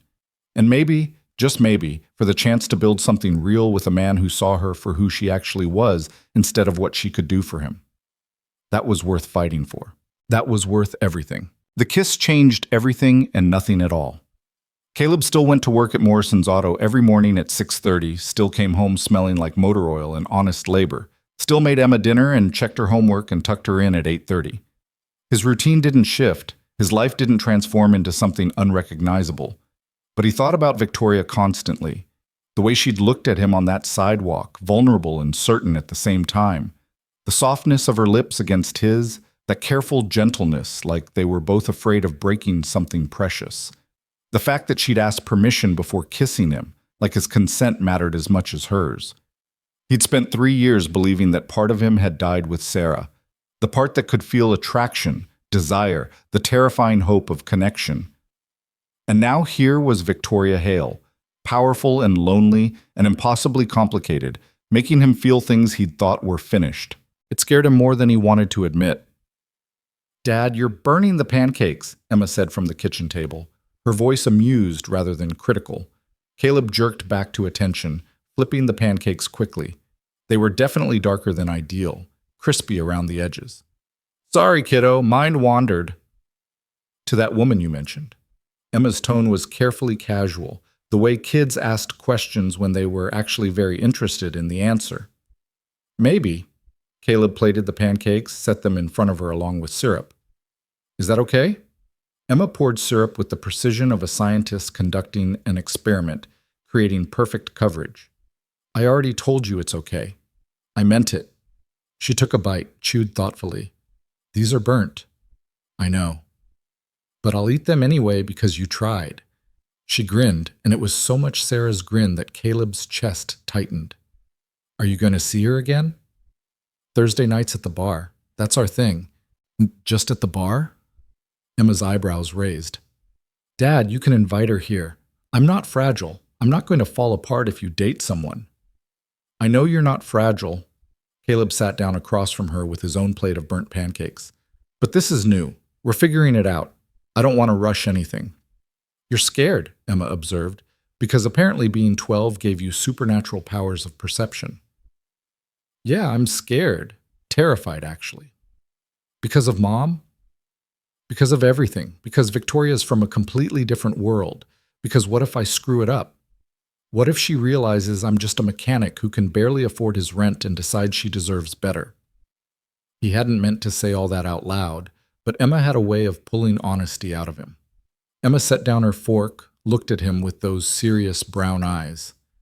Dad, if she thinks she deserves better than you, then she's an idiot. And you said she was smart, so I don't think she's an idiot. She is smart. Brilliant, actually. Then trust her to know what she wants. Emma picked up her fork again. And trust yourself to be worth wanting. Caleb stared at his daughter, wondering when she'd gotten so wise, so sure of things he still questioned. When did you grow up? Probably around the time I learned to make my own breakfast because you had early shifts. She smiled to soften the words. I'm just saying, you're a good dad. You're a good person. You deserve to be happy. Stop punishing yourself for Mom dying." The words hit like a physical blow. "I'm not." "You are, though." Emma's voice was gentle but firm. "You think if you just work hard enough, sacrifice enough, stay sad enough, somehow that makes it okay that she's gone. But Dad, she's gone anyway. Being miserable doesn't bring her back. It just makes both of us sad." Caleb felt his throat close up, felt tears threatening. "I'm not trying to be miserable." "I know, you're trying to be good enough, but you already are." Emma reached across the table, took his hand. "Mom would want you to be happy. She told me that before she died. Made me promise to make sure you didn't just stop living." "She said that?" "Yeah, she was really worried about you, about how you'd be okay." Emma's eyes were bright with unshed tears. "She made me promise to kick your butt if you turned into a sad hermit. So I'm keeping that promise. Consider your butt kicked."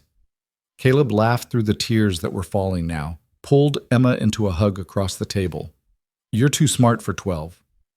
"I know, it's a burden." She hugged him back hard. "So invite Victoria over. Let me meet her. Let yourself have something good." "I will. When the time is right." "The time is right when you stop being scared." Emma pulled back, wiped her eyes. "Now I need to finish these burnt pancakes and get to school. We have a math test, and I actually studied this time."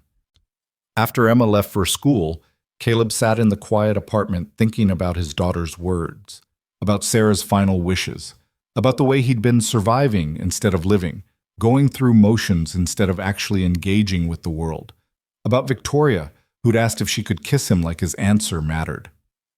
His phone buzzed. A text from Victoria.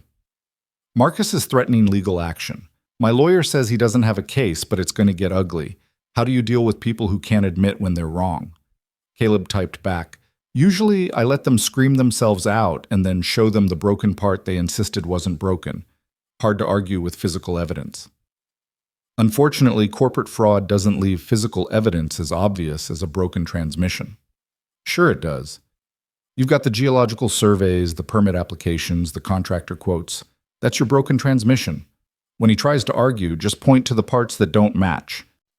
There was a pause, then, "You're right. I keep thinking I need to out-argue him, but I just need to show the receipts." "Exactly. Let the evidence do the talking." "Thank you for perspective, for keeping me sane, for existing." Another pause. "I miss you." Caleb stared at those 3 words, feeling something warm and terrifying expand in his chest. "I miss you too. 3 more days until Thursday.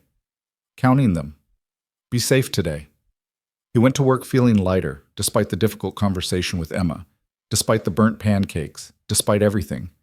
Because somewhere in this city, Victoria Hale was missing him, was counting days until she saw him again, was treating him like he mattered. The day at Morrison's Auto was predictably chaotic. A transmission rebuild that should have been routine turned complicated when Caleb discovered the customer had been driving with a known leak for 6 months, causing cascade damage. A brake job revealed rotors ground down to dangerous levels.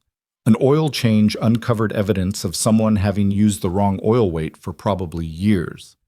Each discovery meant difficult conversations with customers who didn't want to hear that their neglect had consequences, who wanted quick fixes instead of proper repairs, who argued about costs because they couldn't afford to pay for their own mistakes.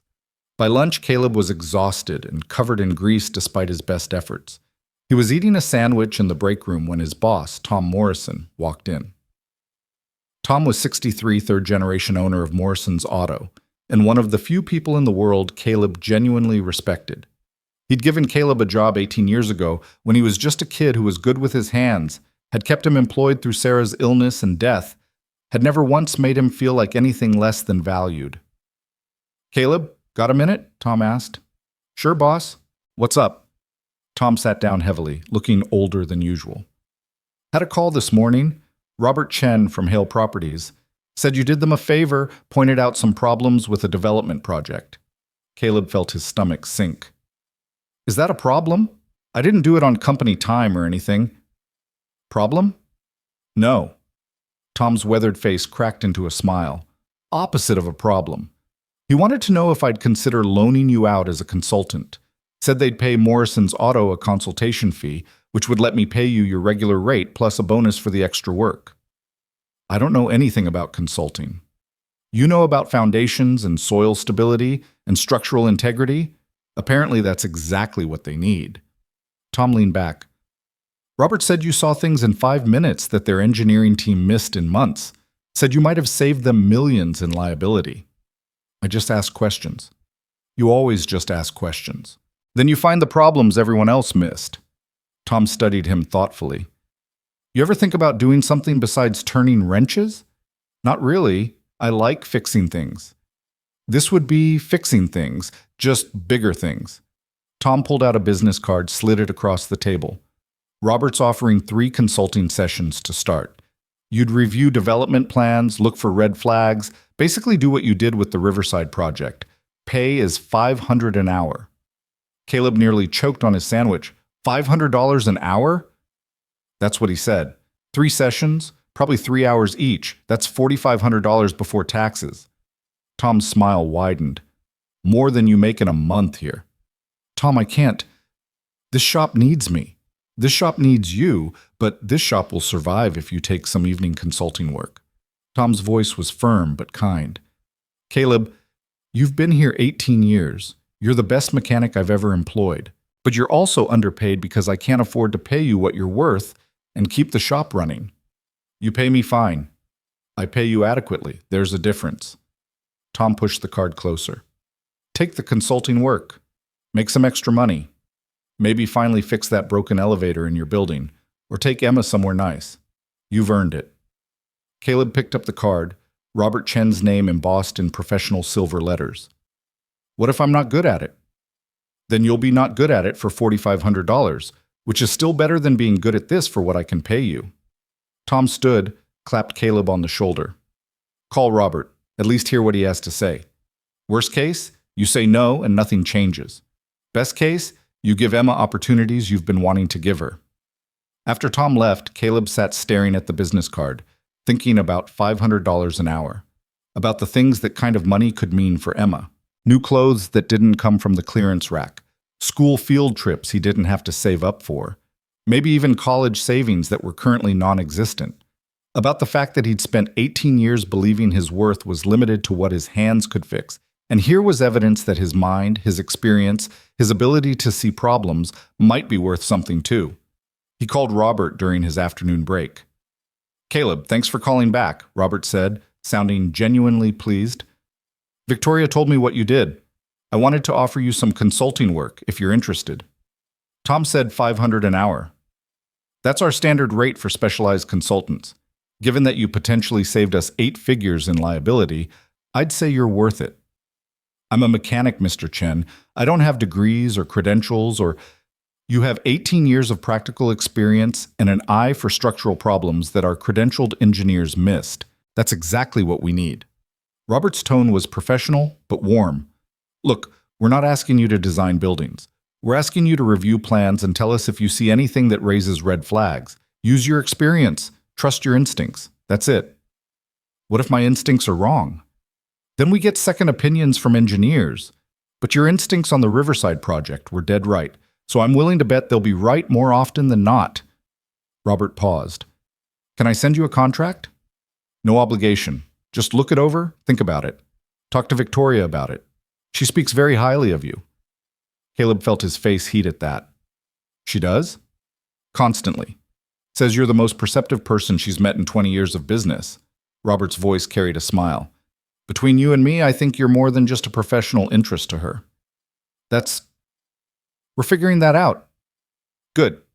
She deserves someone who sees her as more than a CEO. Robert shifted back to business. I'll email the contract. Take your time. But I hope you'll consider it. We could use someone who asks the right questions. The contract arrived in Caleb's email 20 minutes later. It was surprisingly straightforward. 3 consulting sessions, 3 hours each, $500 per hour paid to Morrison's Auto, who would then pay Caleb his regular rate plus a $1,000 bonus per session. Review of development plans for structural concerns, soil stability, flood risk, and any other issues that might pose long-term liability. Caleb read it 3 times, looking for catches, for hidden obligations, for anything that seemed too good to be true.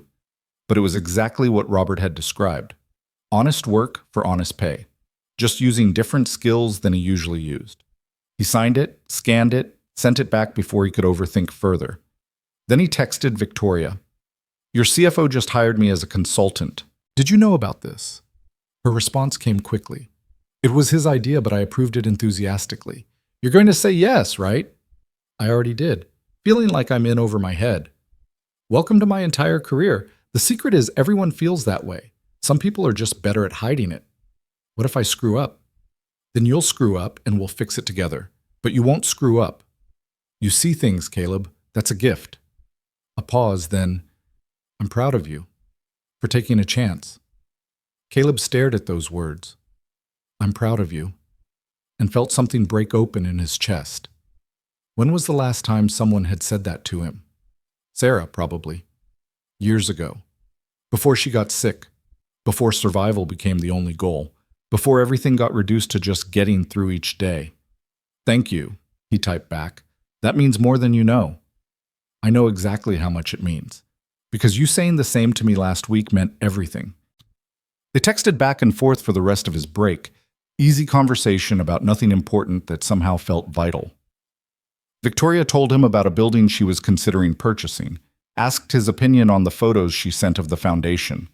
Caleb pointed out water staining that suggested drainage issues, recommended she get a comprehensive moisture analysis before making an offer.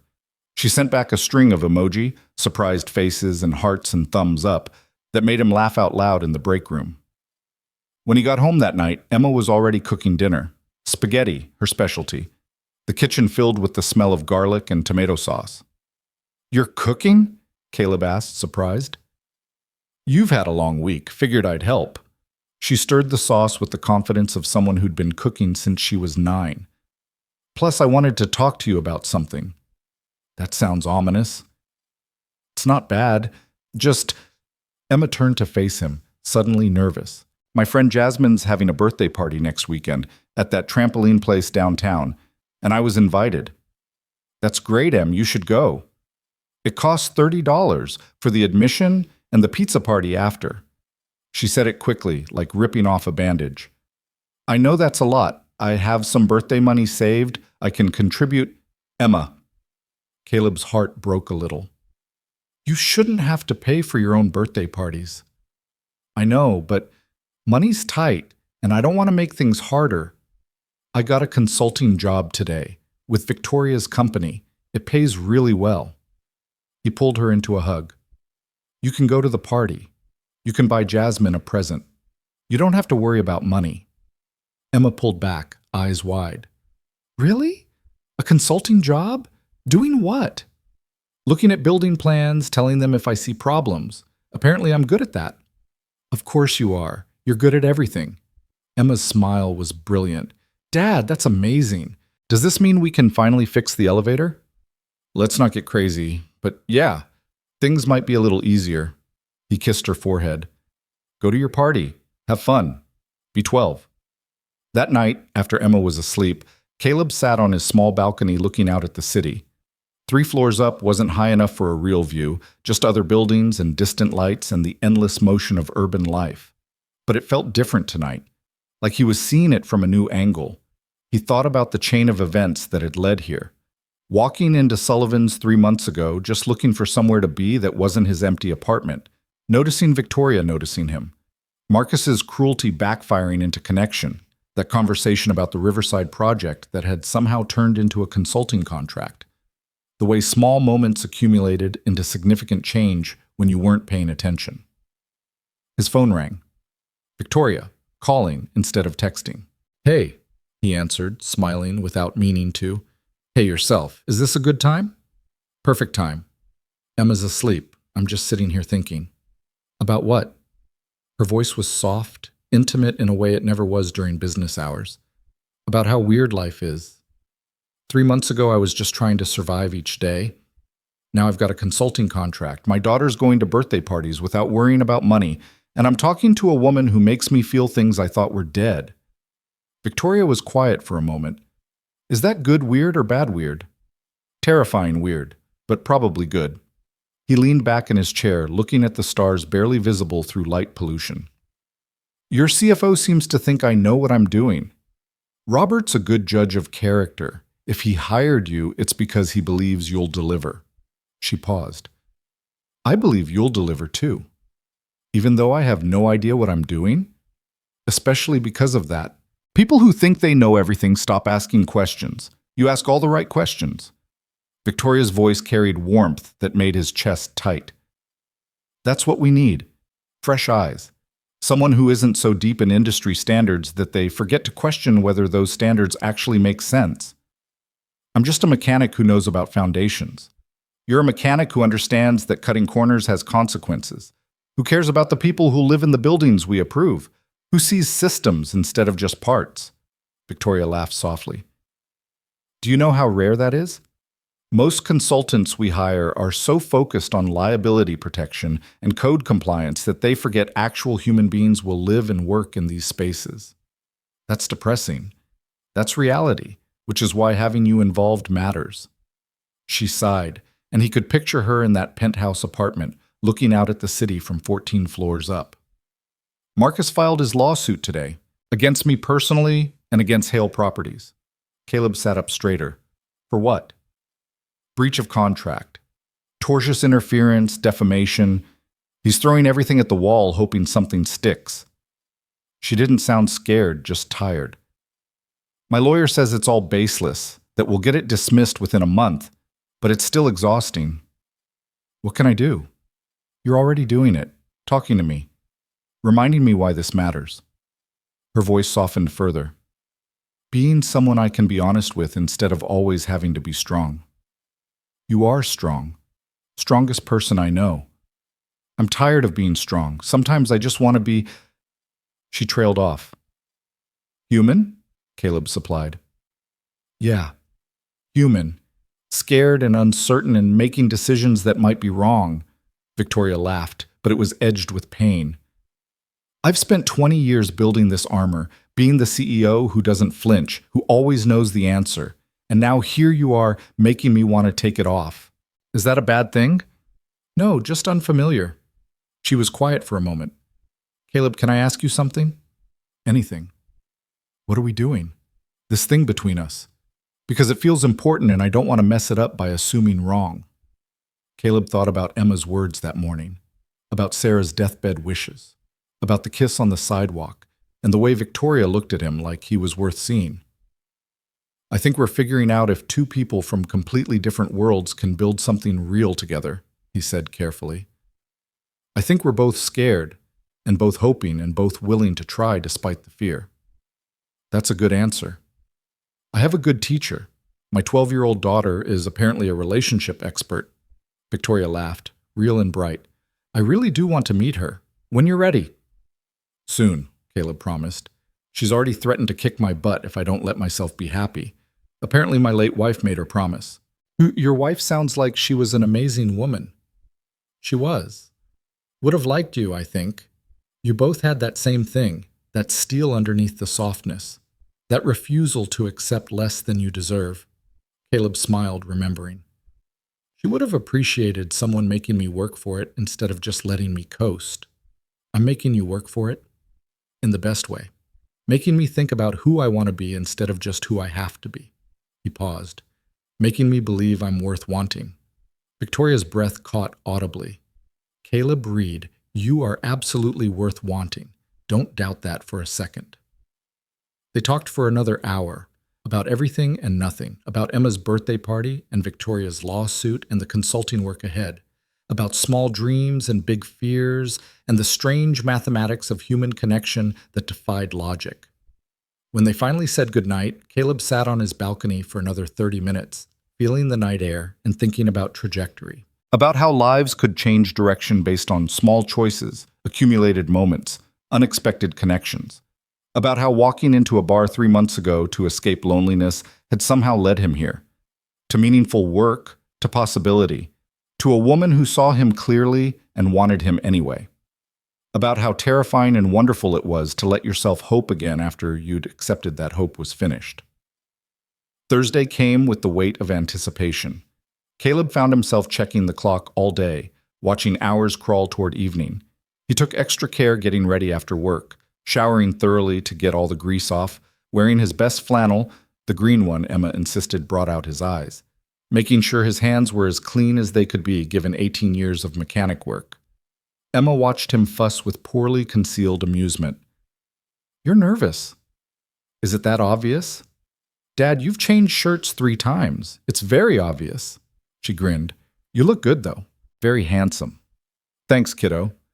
Tell Victoria I said hi, and that I'm excited to meet her when you stop being scared to introduce us.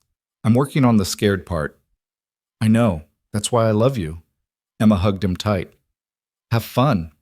Don't come home before 10 just because you think you should. Actually enjoy yourself." Walking to Sullivan's felt different tonight.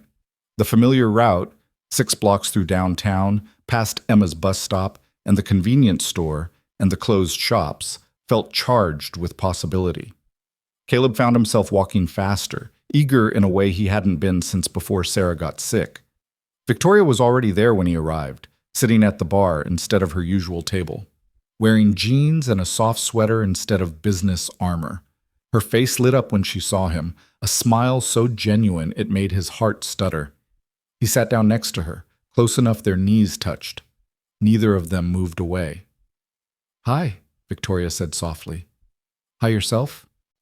Caleb couldn't stop smiling. "You look beautiful.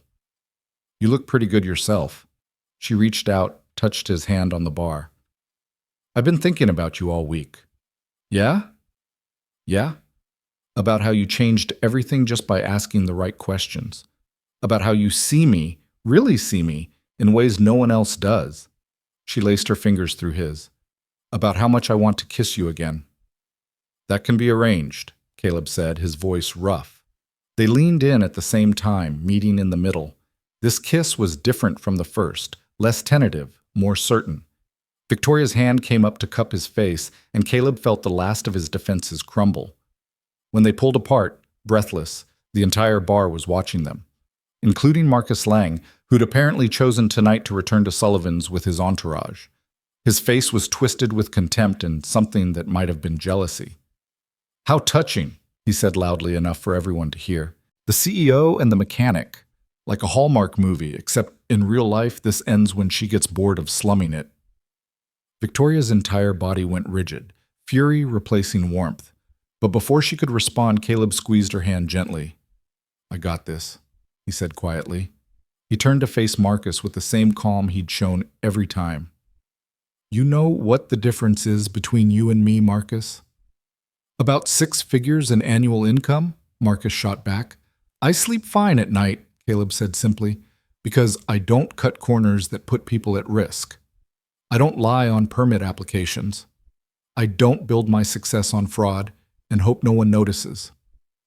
The bar had gone completely silent. Marcus's face flushed dark red. "You don't know what you're talking about." "I know exactly what I'm talking about. I know you tried to save $800,000 by using inadequate foundations in flood-prone soil. I know you filed permits with false documentation. I know you're suing Victoria because she wouldn't let you risk people's lives for your profit margin." Caleb's voice stayed level, almost gentle. "And I know everyone in this bar now knows it too."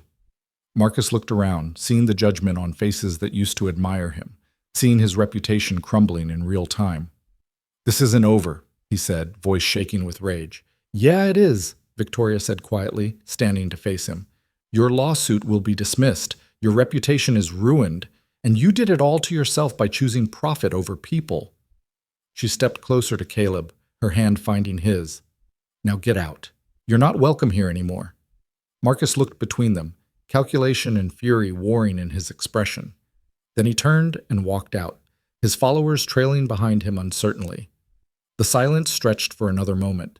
Then Tommy the bartender started clapping. One person, then another, then the entire bar joined in. Victoria turned to Caleb, eyes bright with tears and triumph. "You just destroyed him in front of everyone. He destroyed himself. I just pointed it out." Caleb pulled her close, not caring who was watching. "You okay?" "More than okay." She kissed him again, soft and sweet and full of promise. "I'm perfect." They stayed at Sullivan's until closing, talking and laughing and planning. Victoria told him about the 3 projects she wanted him to consult on. Caleb told her about Emma's birthday party and how his daughter was demanding to meet her. And somewhere in the middle of cheap beer and honest conversation, surrounded by strangers who'd watched their whole story unfold, they stopped being two lonely people surviving their separate lives. They became something else, something real, something worth fighting for. The applause in Sullivan's faded, but the feeling it left behind stayed with Caleb for days. He'd spent 42 years being invisible, being overlooked, being the guy people forgot was in the room. And in one moment, an entire bar full of strangers had seen him, had recognized that quiet strength could be more powerful than loud performance, had witnessed him stand up for what was right without raising his voice or his fists.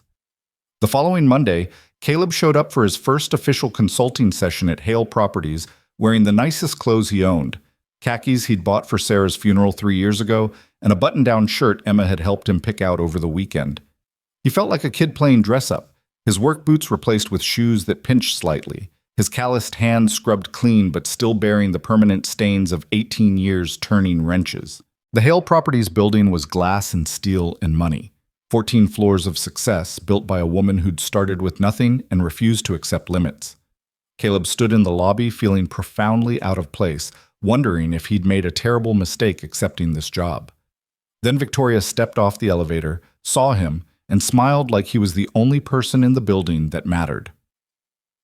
"You came," she said, walking toward him with purpose.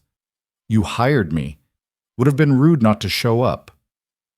Caleb tried to match her professional demeanor, aware of the security guard watching them, the receptionist pretending not to listen. "Come on, Robert's waiting in the conference room."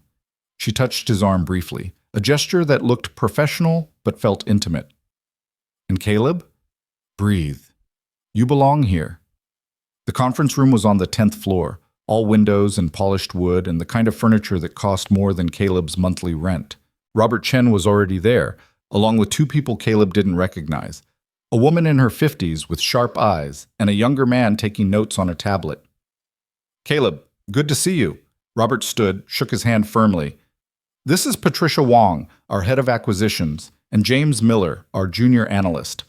We're looking at a potential warehouse conversion in the industrial district. Thought it would be a good first project for you." Patricia slid a folder across the table. 20,000 square foot warehouse built in 1962, been vacant for 8 years. Previous owner tried to convert it to loft apartments, but ran out of money halfway through. We're considering purchasing it and finishing the conversion. Caleb opened the folder, found architectural drawings, inspection reports, photographs of a massive brick building with good bones and obvious problems. He studied them silently, aware of everyone watching him, waiting for insight he wasn't sure he could provide. "What's your timeline?" he asked, stalling while his mind processed information. 6 months to purchase, another year for conversion if we move forward, Patricia said. "But we need to know if it's structurally sound enough to justify the investment." Caleb looked at the foundation drawings, compared them to the photos showing water damage along the base of the walls, looked at the soil report that mentioned clay composition and seasonal flooding, looked at the inspection report that glossed over drainage concerns. And he saw it. The same pattern he'd seen in Marcus's Riverside project: corners cut, problems minimized, optimism replacing due diligence. "This soil," Caleb said, pointing to the geological survey. "It's the same clay composition as the Riverside site. High expansion coefficient, poor drainage. The original foundation is showing stress fractures here, here, and here." He indicated spots in the photos where brick mortar was crumbling. "That's not age. That's soil heave from water saturation." Patricia leaned forward. "The inspection report said those cracks were cosmetic." "The inspection report is wrong, or incomplete." Caleb pulled out another photo showing the building's north side. "See this water staining? That's a consistent pattern, which means there's a drainage problem that's been ongoing for years. And if water's getting under the foundation regularly, you've got two choices: complete foundation replacement, or accept that you're building apartments that'll have structural issues within 5 years. "How much would foundation replacement cost?" Robert asked. Caleb did the math in his head, estimating based on the square footage and the depth required for clay soil. "For a building this size, probably $800,000 to $1 million. Maybe more if the existing foundation needs to be fully removed rather than reinforced. The room went quiet. Patricia checked her notes.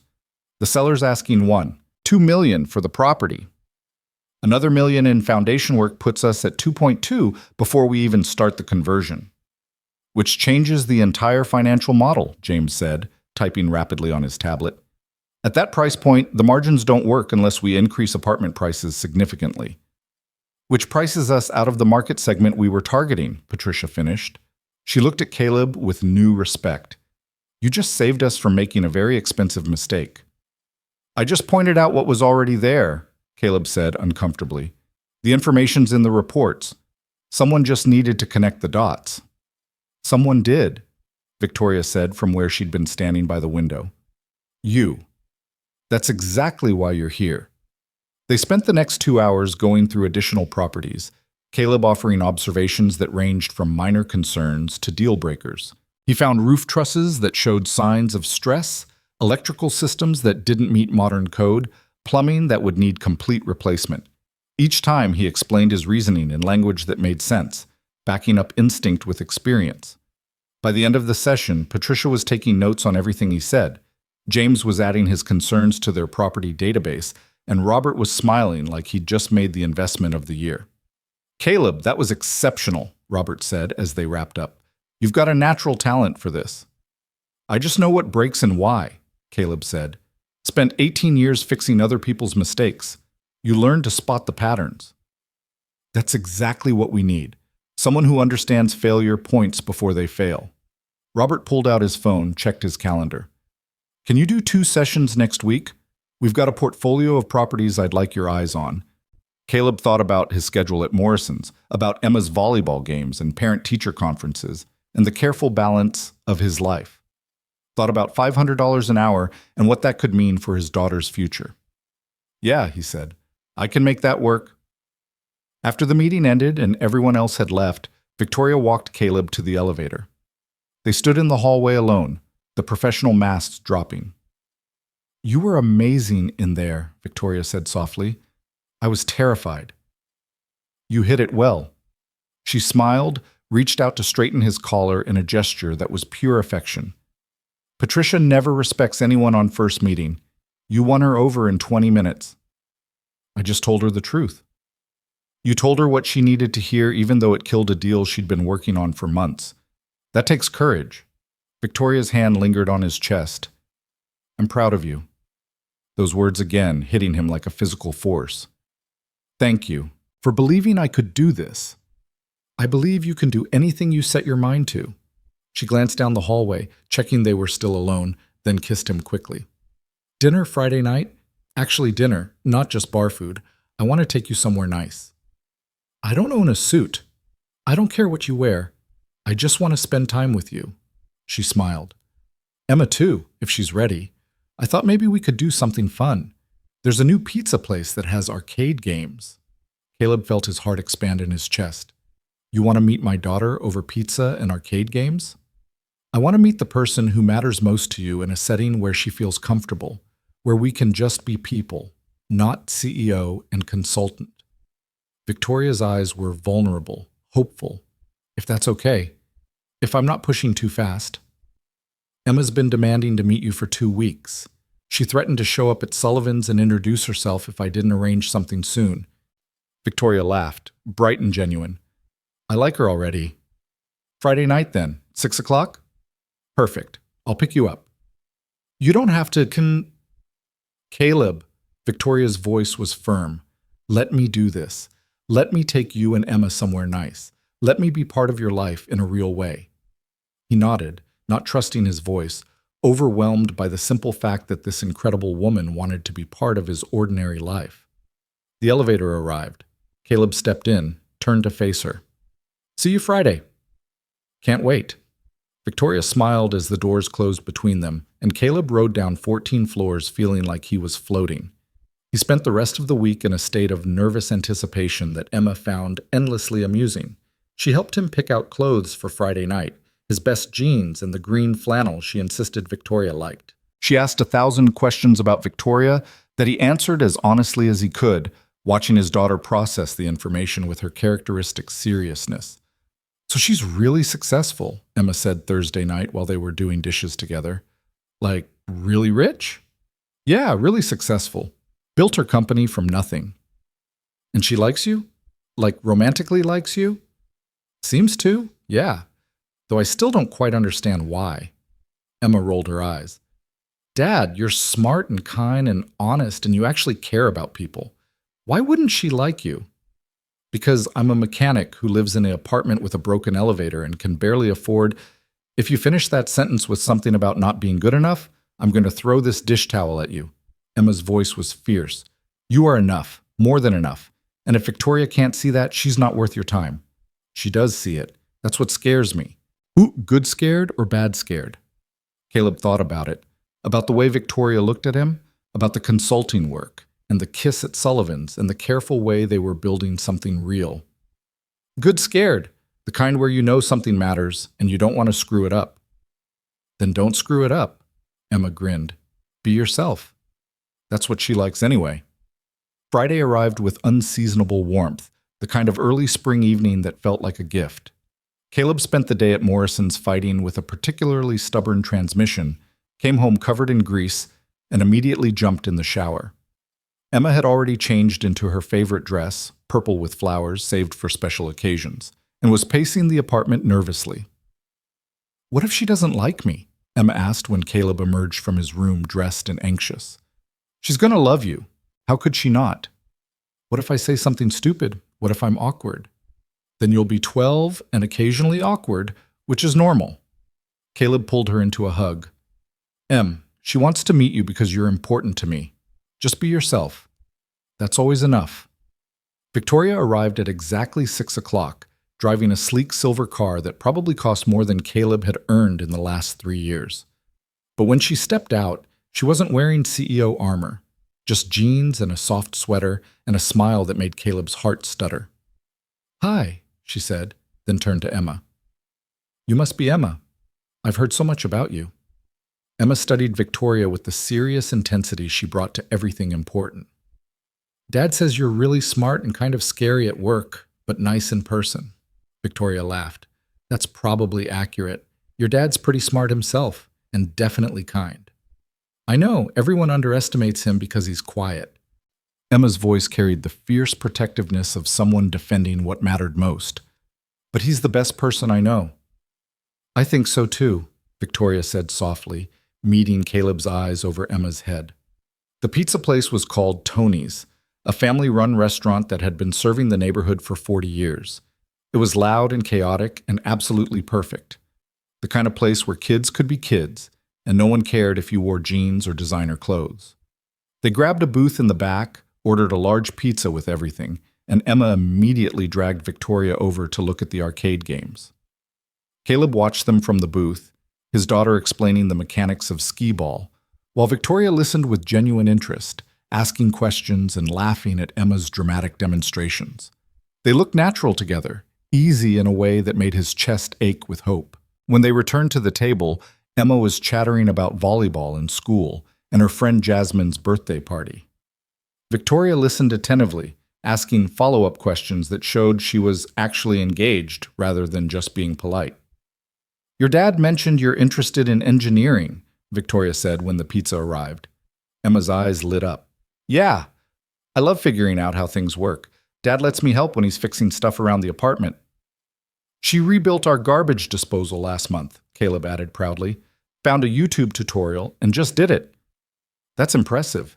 Have you thought about what kind of engineering? Victoria asked. Structural, maybe? I like the idea of designing buildings that don't fall down. Emma grinned, especially after Dad told me about that guy Marcus who tried to build apartments on bad foundations. Victoria's eyebrows rose. He told you about that? Emma's very involved in my life, Caleb said. I don't keep secrets from her. I like that. Victoria's voice was warm. My father never talked to me about his work. Made me feel like I wasn't important enough to include.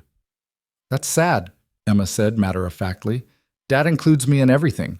Sometimes I wish he'd include me less when it's stuff like bills and insurance, but mostly it's good. They ate pizza and played arcade games and talked about everything from volleyball strategy to the ethics of urban development. Emma grilled Victoria about her company with the relentless curiosity of someone who'd learned to ask hard questions. Victoria answered honestly, explaining both the successes and the compromises, the victories and the costs. At one point, Emma pulled Caleb aside while Victoria was getting more tokens for the arcade. "I like her," Emma said. "She's really smart, but not in a mean way, and she looks at you like you're special." "You think so?" "Dad, I'm 12, not blind." Emma hugged him quickly. "She's good for you. You smile more when you talk about her." When Victoria returned, she challenged Emma to a skee-ball competition that got surprisingly intense. Caleb watched them laughing and trash-talking and being genuinely happy, and felt something settle in his chest that had been unsettled for 3 years. This was what moving forward looked like. Not forgetting Sarah or replacing her, but allowing new people into the space grief had carved out, letting joy back in alongside the sorrow.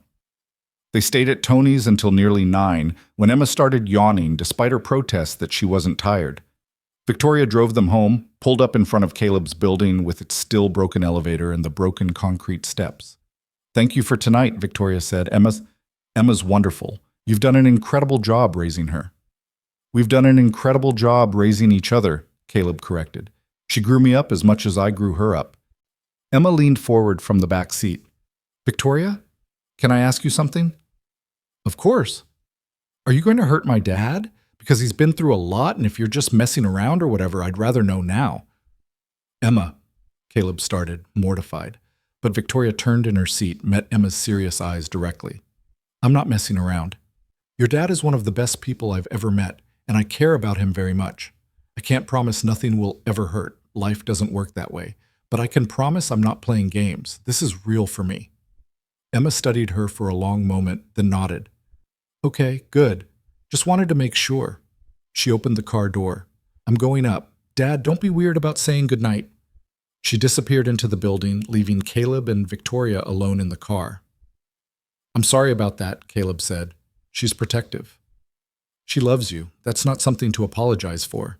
Victoria reached over, took his hand. "She's amazing, Caleb. You should be incredibly proud."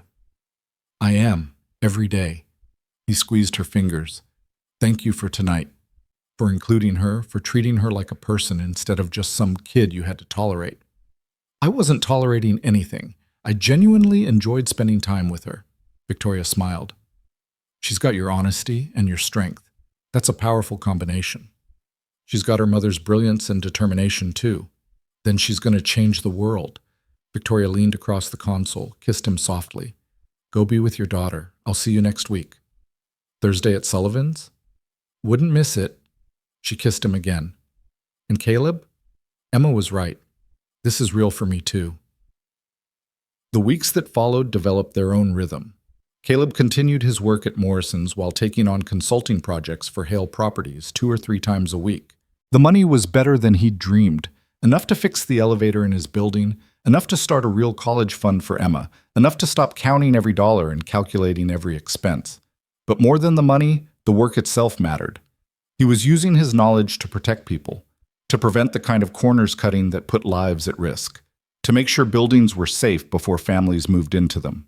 Victoria integrated into his life gradually and naturally. Thursday nights at Sullivan's remained sacred, but they added Sunday brunches where Emma joined them. Victoria taught Emma about business, while Emma taught Victoria about volleyball. They became, without anyone quite planning it, something that felt like family. Marcus's lawsuit was dismissed in early May, exactly as Victoria's lawyers had predicted. The judge ruled that Victoria had acted appropriately in dissolving the partnership, that Marcus's permit application showed clear evidence of misrepresentation, and that any damages were the result of Marcus's own actions rather than Victoria's response to them. The dismissal made the business news, along with details about the foundation issues Marcus had tried to hide. Within a week, 3 major clients dropped Lang Development. Within a month, Marcus was selling assets to cover debts. Caleb felt no satisfaction in Marcus's downfall, only relief that the truth had won, that people would be protected from buildings that weren't safe, that integrity, this time at least, had carried consequences for those who lacked it. In June, Victoria asked Caleb to review plans for Hale Properties' largest project yet, a mixed-use development that would transform an entire city block. $20 million in investment, hundreds of residential units, ground floor commercial space, a community center. The kind of project that could define a career or destroy it. Caleb spent 3 weeks studying every detail, consulting with engineers and soil specialists and building inspectors. He found problems, drainage concerns, electrical capacity issues, questions about earthquake retrofitting, and worked with Victoria's team to solve each one properly. The day they broke ground, Victoria insisted Caleb be there for the ceremony. He stood next to her in his work boots and flannel while photographers took pictures and local politicians gave speeches about community development and urban renewal. "This wouldn't exist without you," Victoria said quietly, while someone from the mayor's office droned on about economic impact. "Every person who lives here will be safe because you asked the right questions. You would have found the problems eventually. Maybe, or maybe I would have been so focused on timelines and budgets that I'd have missed something critical. You kept me honest." She squeezed his hand. "You keep me honest." That night they celebrated at Sullivan's, their place, where this whole thing had started. Tommy served them the terrible $4 beer they'd bonded over. The bar that had once been filled with Marcus's mocking laughter now felt like home. "Remember the first night we talked?" Victoria asked. "You were sitting right there looking like you wanted to disappear, and I was too chicken to come over. I remember thinking you were way out of my league. I was thinking the same thing about you, that you had something I'd lost somewhere along the way." She smiled. "Turns out, I was right. What did I have? Integrity, purpose, the knowledge that success measured in anything other than how you treat people is just noise." Victoria leaned her head on his shoulder. "You reminded me why I started this company. Not to get rich or powerful, but to build things that mattered, to make the city better. You never lost that. You just forgot it for a while. You helped me remember." Caleb wrapped his arm around her, this incredible woman who'd seen something in him when everyone else saw scenery. "You helped me remember, too, that I'm more than just a paycheck for Emma, that I have value beyond what my hands can fix." They sat in comfortable silence, watching the bar's familiar rhythms. New faces had replaced Marcus's crowd, younger professionals, more diverse, less performative. The space felt different now. Better. "Caleb," Victoria said softly, "I love you." The words hung in the air between them, 3 syllables that changed everything. "I love you too," he said, and it felt like the truest thing he'd ever spoken. "Probably have since you ordered that terrible beer just to sit next to me." She laughed, kissed him, and Caleb tasted salt from happy tears mixing with cheap beer. A year later, Caleb stood in a different kind of building, a small community center Hale Properties had donated to the neighborhood, built with proper foundations and earthquake retrofitting and every safety measure they could implement. Victoria was announcing a new initiative, a scholarship fund for students pursuing engineering degrees, with preference given to kids from working-class families. Emma sat in the front row, beaming with pride, wearing the acceptance letter from the State University's structural engineering program like a badge of honor. She'd gotten in on her own merit, but the scholarship from Victoria's fund would make it possible. "My partner and consultant Caleb Reed taught me something important," Victoria was saying from the small podium. "That the people who notice what's broken are often the ones everyone overlooks. That quiet competence matters more than loud performance. That asking the right questions can save lives." She looked directly at Caleb, standing at the back of the room in his usual flannel. "He taught me that success isn't about how much you accumulate, but about how much you protect, how much you build that lasts, how much you care when no one's watching." The crowd applauded. Caleb felt his face heat, uncomfortable with attention as always. But Emma turned around and gave him a thumbs up, and Victoria smiled at him like he'd hung the moon, and he let himself feel it, pride. Not in being recognized, but in having made a difference. After the ceremony, Emma rushed over and hugged him fiercely. "Did you hear? I got the scholarship, full tuition." "I heard, sweetheart. I'm so proud of you." "None of this happens without you, Dad. Without you teaching me to ask questions and look at systems and care about doing things right." Emma pulled back, eyes bright. You changed everything just by being you. Victoria joined them, slipping her hand into Caleb's like it belonged there. Ready to go home? Home. Not his apartment or her penthouse, but the house they'd bought together 3 months ago. 3 bedrooms in a good school district with a garage where Caleb could work on cars, and a study where Emma could do homework, and a kitchen big enough for all of them to cook together. A foundation built on solid ground, checked and rechecked, engineered to last. Yeah, Caleb said, pulling both of them close. Let's go home. They walked out into the evening, 3 people who'd found each other in unexpected ways and built something stronger than any one of them could have built alone. Behind them, the community center stood solid and safe, a monument to what happened when you asked the right questions and refused to accept easy answers, when you valued integrity over profit and people over performance, when you stopped measuring success by how loud you could be and started measuring it by how much good you could do when no one was watching. Caleb Reed had spent 42 years being invisible, being overlooked, being dismissed as just a mechanic who didn't matter. And in the end, he'd changed an entire city's approach to development simply by seeing what others missed and having the courage to speak up. He'd done it without raising his voice, or demanding recognition, or performing for an audience. He'd done it by being exactly who he'd always been: honest, careful, committed to doing things right even when shortcuts were easier. He'd done it by staying true to himself when everyone else was performing. And that, it turned out, was the loudest statement of all. Not the noise of ambition or the performance of success, but the quiet, steady strength of a man who showed up every day and did what mattered, who asked the right questions, who cared about the people who would live in the buildings he helped protect, who loved his daughter fiercely and loved his partner deeply and loved his work honestly, who proved that you didn't need to be loud to be heard. You just needed to be real. And in a world obsessed with performance, with noise, with the desperate scramble for attention and recognition, that authenticity was revolutionary. Caleb Reed had never tried to be revolutionary. He just tried to be good. Turned out, in the end, that was more than enough. It was everything.